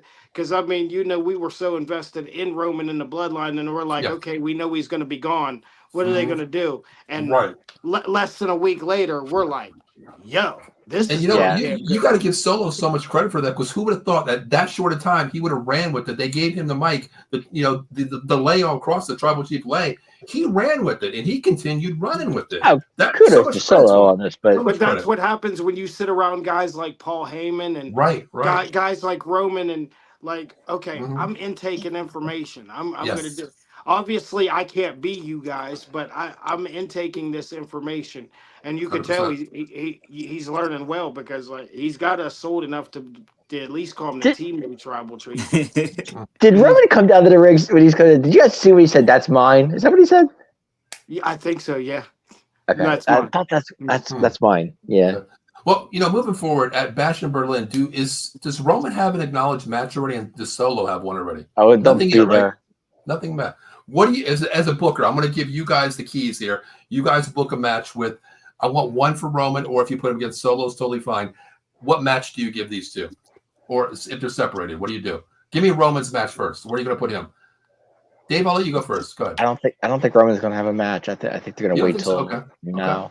Yeah. Adam, what do you think? You going to put Roman in a match at Bash in Berlin? No. No, I don't think either of them have a match. You can go to storyline up. I stretch it out until Bad Blood, man. Okay. I think so. Okay. Yep. Okay. Yeah, and I think we're already almost at 5 matches already. Yeah. Because they've been trying to cut the cards down. Okay. So I want to say 1, 2. I think right. So I think maybe just not yet. You want to keep this. Keep them as far as away because it just makes them hungrier for the fans. If I think you'll get 6 or 7 matches a bit at the next pay per view. I don't think they'll go more than that. Okay. Well, you know what? Speaking of bookings here, out of the box, man, I tell you what, we do have a lot of shows coming up. The schedule will be coming out this week. I'll be working on that probably Sunday morning. We are going to be up to 19 shows this coming up during the football season. So we are kicking it with new shows. But you know what? I tell you what. I know Monday I have a UFC show. Tuesdays, we have something coming up. I don't know what the hell it is, but there's some show coming on at 10:30, and I don't know what this is about. Something called the Part-Time Marks with, wait a minute, Kurt McGirt and Black Lightning. Oh, these guys. What the hell is this show about, boys? Kurt, you want to start, bro? Go ahead, Lightning, take it away. All right, we're going to be talking NXT. We're going to be on 10:30 starting August 20th. We're going to be talking NXT, and we're going to get Kurt's viewpoints. We're going to get my viewpoints. We're going to try to collab, and it's going to be a fun time. I know that. You guys should enjoy it. Kurt, you want to take it, man? All it is like sitting in on me and Black Lightning's conversations that we normally have every day. Yeah. Okay, that's a good way to explain it, bro. This is what we do every day. So I'll be watching this. Let's definitely will. Yeah, let's take it online, bro. Let's tell the world what we sit here and talk about in this room. I love it, man. I love it. I love having you guys on the network. I'll tell you a little story. First time I met, Kurt. First, man, he caught my heart because he's a Cowboy fan. I didn't even know that until he shot his mug up, and I had to get a picture of it. Then he tells me about Larry. Don't know much about Larry. Had him on the show last week. We talk once in a while. Now we talk every day. I met him last, a couple of days ago for the first time in person. And I tell you what, guys, they're great people, and I know they're going to bring something to this network. We try to get the most passionate people. And the greatest thing is we have 2 wrestling shows, guys. We have this one, the Atomic Drop, every Friday night, 10:30. Now we have the Part-Time Marks on Tuesday at 10:30. It's great to have 2 different wrestling shows to give you different opinions because we know, as many say it, I say it as well, WWE is a men's soap opera. And what better way to have another opinion come in? I love it. I love it so. And the greatest thing is, guys, we don't talk about NXT here, but now if you're an NXT fan, Tuesday 10:30, you better tune in to the part-time Jada Hearts. Parker, Mrs. Parker.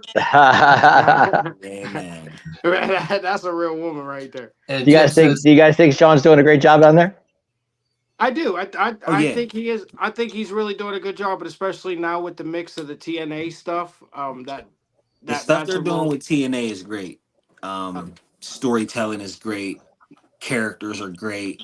You'd love Obafemi. He's Oh, I watch NXT. I just don't talk about it as much as Okay, yeah, believe me. Obafemi, My man, eyes on NXT, guys. Believe me, I do watch a little bit here and there. that Obafemi, man, that's Oh, but it's no a big joke, time. dude. He's No gonna be joke. a show when he makes it. I- You can move him up to the main roster now. And Right kick a now, couple you could guys off. absolutely. Yeah, Yep. you kick a couple guys off, and I wouldn't miss him. I'll take No. Oba. I agree. Well, Jim Life says the best tonight. He says, "Good conversation, guys. Appreciate Thanks, it. Jim. You know, Appreciate Thanks, you, bro. Jim. For checking Appreciate in, it, man. definitely, guys. Listen, if you're out there, please follow Out of the Box Sports Entertainment, OOT Box Sports on YouTube, Facebook, Twitch, Twitter. We're everywhere. TikTok, Instagram. We're always out there. New shows coming. Like I said, we have the best programming out there. This is our schedule for this week. We're actually ending the schedule tonight for Atomic Drop Podcast, where we have new shows coming on as well. For next week's schedule, we'll be having about 13 shows for next week. Before we go, I do want to say our prayers still go out to Steve Loftman and his family. He's the host of the Commander's Gridiron on Tuesday at 8:30. Unfortunately, his wife is their grandfather passed away. So believe me, Steve, from all of us at Out of the Box Sports, we are still thinking about you and your family. Prayers and condolences. You're in our heart every day. So, anything you need, just reach out to me, Steve. We appreciate you. But guys, last thing, listen, I want to say our sponsor really quick here. 1-800-HURT-123, attorney Jason Fine, Big Al. Motor vehicle accident, slip and fall, workman's comp, personal injury claims, 3 convenient locations throughout Pennsylvania and New Jersey. First in New Jersey, it's Cherry Hill, 3 Greensburg Lane. And in Pennsylvania, we have Philadelphia, 1628 JFK Boulevard, Suite 2120. And our neck of the woods here in the Cambria County, beautiful area, Pittsburgh, PA, 500 Grant Street, Suite 2900. Make sure you reach out to 1-800-HURT-123, attorney Jason Fine. No recovery, no fee, guaranteed rate. Not 50, not 45, not 40, not 35. Here at Out of the Box, we always say you're part of the family. We take your case, no recovery, no fee, 33 1/3%. Find me a lawyer that's going to give you 33 1/3% just because you're a fan of Out of the Box and you call. So, guys, hey, it's been a Attorney pleasure. Big Al. Yes, it has been a pleasure talking with you guys. Larry, a.k.a. Black Lightning, Kurt McGirt, Dave the Showstopper, and Adam. I'm sitting there. I'm frozen. I'm still alive, but I'm still here. And myself, Paul Spencer. So, guys, parting words. Rate really quick. I'll give you a minute each. Adam, I'll start with you because I don't want you to fall asleep and slip into a coma over there. Give me your overall rating of Raw and SmackDown this week. I thought Raw was good with the last match of Sami Zayn, the best out of 3 falls to end that feud. Okay. But SmackDown is just like really like the bloodline and not much really else. Or the bloodline in LA, but besides that, SmackDown is nothing much to watch. I give Raw an A, SmackDown maybe a D. Okay. Real quick before I move on to you, Dave, I think your cat's trying to give you the Rikishi stink face real quick, brother. Yeah. Me? I don't have a cat. I'm talking about Adam's right there. I'm talking about Adam's cat. He's trying to give him the Rikishi stink face to Adam there. Oh, please. She thinks it's street time. Look at that. There's a stink face right there. She get like 5. Oh, my God. Just hope she don't give you a tsunami off the top couch there, brother. All right, Dave, what is your rating for this week's SmackDown? SmackDown, I have to give it a B+. It was good. Except for the beginning, which really it threw me off. I wasn't ready for that. Raw, Raw's been great. There's nothing on Raw that has not I've not been not interested. I keep looking at things. With Randy and and Gunther and Bloodline and I'm sorry, Judgment Day. It's been good. I'll give Raw. A-. Okay. I'll stick to that. Okay. But SmackDown at B+. B+. Okay. All right, Kurt, give me some grades here. I'll give Raw The only thing missing for me was the Wyatt Six, but I understand. Mm, I agree not having them on every show. You gotta let them breathe yeah. some. I'll Yeah, I give agree. Raw an A, and I'll give SmackDown an A minus. It is a solid week in wrestling for sure. Yeah, Agree. absolutely. All right, Larry. Yeah, I'm at probably A's for both of them. I felt like they did great storytelling all week. Um, yeah, great storytelling. They're pushing what they got. They're pushing their best talent, even their mid talent. They're making sure they're getting involved. The only thing that I really seen from Raw was maybe this week they need to either tighten up the mat or something because everybody kept slipping last week. I don't know if anybody noticed that, Mm-mm. but probably 3 matches I noticed like there was guys like slipping and losing their balance. So maybe just tighten up the ring. That's been a problem obviously the last couple of months. Either the ropes are wet or something's going on.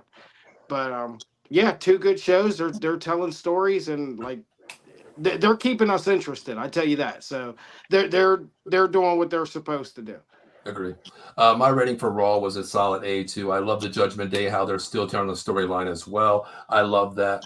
The Bronson Reed, man, that storyline to me is just taking out everybody. I love how they're doing this. They're pushing them. What are we going to get next match? Because you always think after the match, who is next? That's what I want to see. Who's next? Who's this next victim? And the best thing is to me is Sami Zayn lost.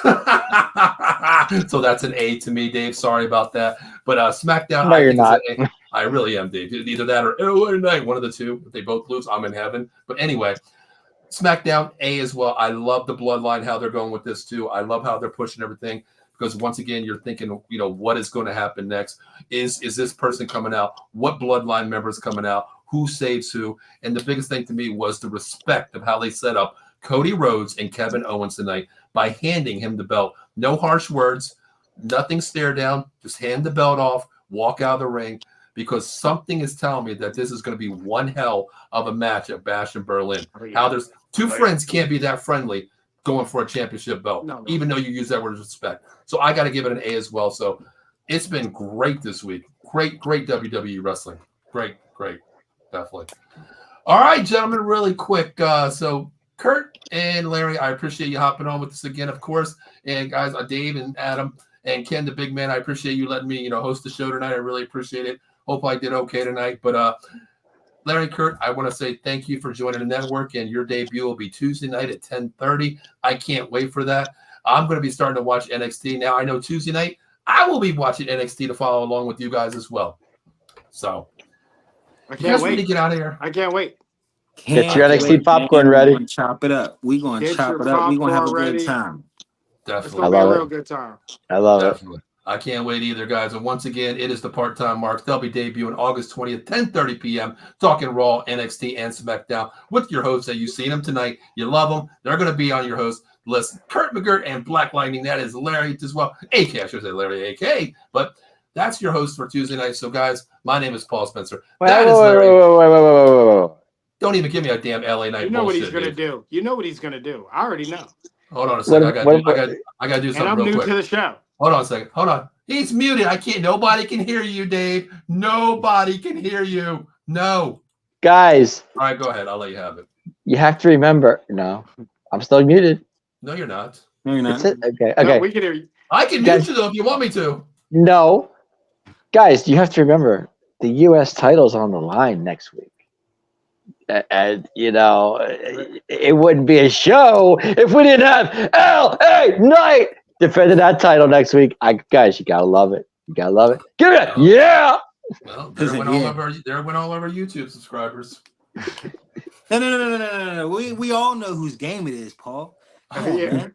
Go ahead, hit me. Yo, you know what? You guys tag team the shit out of this. Go ahead, give me both of you. Let me tell you whose game this is. L.A. Knight. Come on, guys. Yeah. Yeah. Breaking news: the Atomic Drop has been canceled off Out of Box Sports Entertainment. How's that? No, we're just getting low. We're just getting started. It's only going to get bigger from here. You know I what? love That's I tell you what, guys. You guys know me, Larry. We talk. Kurt. We talk. I've known Dave so long. He's like my little brother. Adam, I've known, even though he falls asleep when I talk to him. But but this is the greatest thing about sports podcasting, guys. We have our opinions. no matter what your opinion is. It's always, hey, Paul, can you come help me move a couch? I got you, no problem. Kurt, same way. Dave, same way. Adam, same way. It's all opinionated. It's all fun. That's why I love everybody we have in Out of the Box. We all get together. We're in a group chat.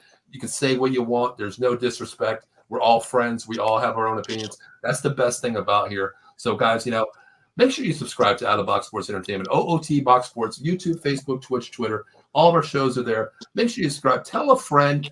Share it to a friend. Let a friend know. And I'll even say it if you do, I'll even come on a show and say LA night for you. Okay. So, guys, you ready to get out of here? It has been 2 hours and 15 minutes, but it's been so much fun. Good time. Yeah, man, we had a time. But we'll see y'all Tuesday. What time? 10:30. What's the name? That's the part-time marks. You already know. The part-time marks, 10:30, Tuesday, 10:30 p.m. Make sure you're there. And, Davey, what do you got going on next week real quick? I believe I will be. You don't even know yet? No, Wednesday night I will be at 9:30 to 215 Boys talking Dallas Cowboys football. Tuesday night 7 p.m. we will be doing. That's not on this week. That's not on okay, this we're week. off this week. We're off this week for extra innings. Okay, and then next week you catch me 10:30 at, of course, on the greatest show of all time, the Atomic Drop Podcast. Let me talk to you. Yeah. Well, Dave, they do say something about this show, the 10 o'clock hour. What do they usually say, guys? This show is what? The best damn show in the 10 o'clock hour. You already know, And on Tuesday night, it's going to be the best damn show in the 10 o'clock hour, too, the part-time marks. Can't wait to see that. Our last comment of the night is this right here, guys. Good show, good vibe. We appreciate you, Jim. Appreciate it. Thanks, Jim. Appreciate it, man. Jim, that's my boy, Jim. That's my boy for real, for real. We've had a long relationship. Thanks, man, for tuning in. I appreciate that, bro. Appreciate you, Jim. Thank you. Thanks for tuning in. We appreciate you, man. If you Jim's the man, bro. Make sure you subscribe to us. Check out other shows. Tell a friend. We have something for everybody. And I always say this, guys. I started this network about 2 years ago. One show now. We have over sometimes 20 shows. And the best thing is we're a family. We do it for fun. But if you know anybody out there that wants to start a show, regardless of what team you are, what team you like, what team you follow, reach out to me. Reach out to Larry. Give him Larry will give you my number. We'll get together. We can make it happen for you.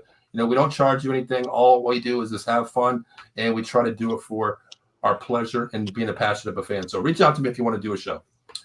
All right, guys, it's 2 hours and 17 minutes and 4 seconds. We have 184 live viewers right now. We appreciate everybody tuning in. So, guys, we're going to get out of here. Dave, I know you always do this with the big man. What's that? I just wanted to say have a good night, y'all. Oh, definitely. Hell yeah. Well, actually, it's a good morning now. It's past 1 o'clock in the morning. So tomorrow. Yeah. I got to get up and get my UFC on tomorrow, boys and girls. Guys, we're getting some rain here. I can tell you right now. Yeah, we got Dallas Cowboy football tomorrow, right? No, it's Sunday. Sunday. Are we Sunday? No, tomorrow. Sunday, he's right. No, tomorrow. There's 3 games. Fly, Eagles, fly. I think it's Sunday. Oh, Saturday. God. No, it's Saturday 10 o'clock. Well, I don't know. Let me check real quick. Saturday at 10. I believe it's 10 o'clock. The Steelers is on tomorrow, and so is the Cowboys on. Oh, that's right, because I didn't put it on my schedule because I won't be watching it tomorrow. Yeah, I'll be at work. What? Work? Where? What time does the Cowboys get? No. 10 o'clock. It's 10 o'clock. I think it's 10 o'clock. Yeah. Yeah, I will be watching. They're playing the Raiders. So. Yeah, I will be watching UFC at that point. Yeah, Curtis, you'll be home, bro. What? It'll be tomorrow night. You'll be home. Okay. Because I'm cooking tomorrow, too. Oh, well, now I know. Gotcha. You All guys, right, so, if you don't know about Curtis's cooking, guys, woo-hoo-hoo. Curtis, we got to get together, brother, because that's what I Is Curtis going to have his own cooking show? We're just gonna have to have a little network get together and have dinner, man. Cooking with Kurt. Dave, you know what, Dave? I feel sorry for you because you're 4 hours away. My man Kurt is right around the corner, and Larry is a rock throw away from me. Cooking with Kurt and Khadijah, his sister, his whole family. They can cook. There you go. Kurt, you better save me some food when I come up there, brother. Hey, man, let me know when you're coming, and we'll get down. I'll let you know.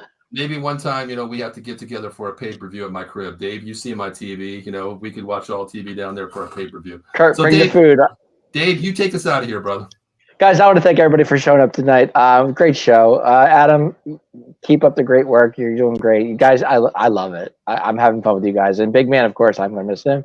And Paul, you're doing a great job with Out of the Box Sports and everything. So, guys, great show tonight. I'm just going to leave it at that. And let me tell you, you're watching the best damn show on Friday nights, the Atomic Drop Podcast. Let me talk to you, fellas. Yeah. See ya.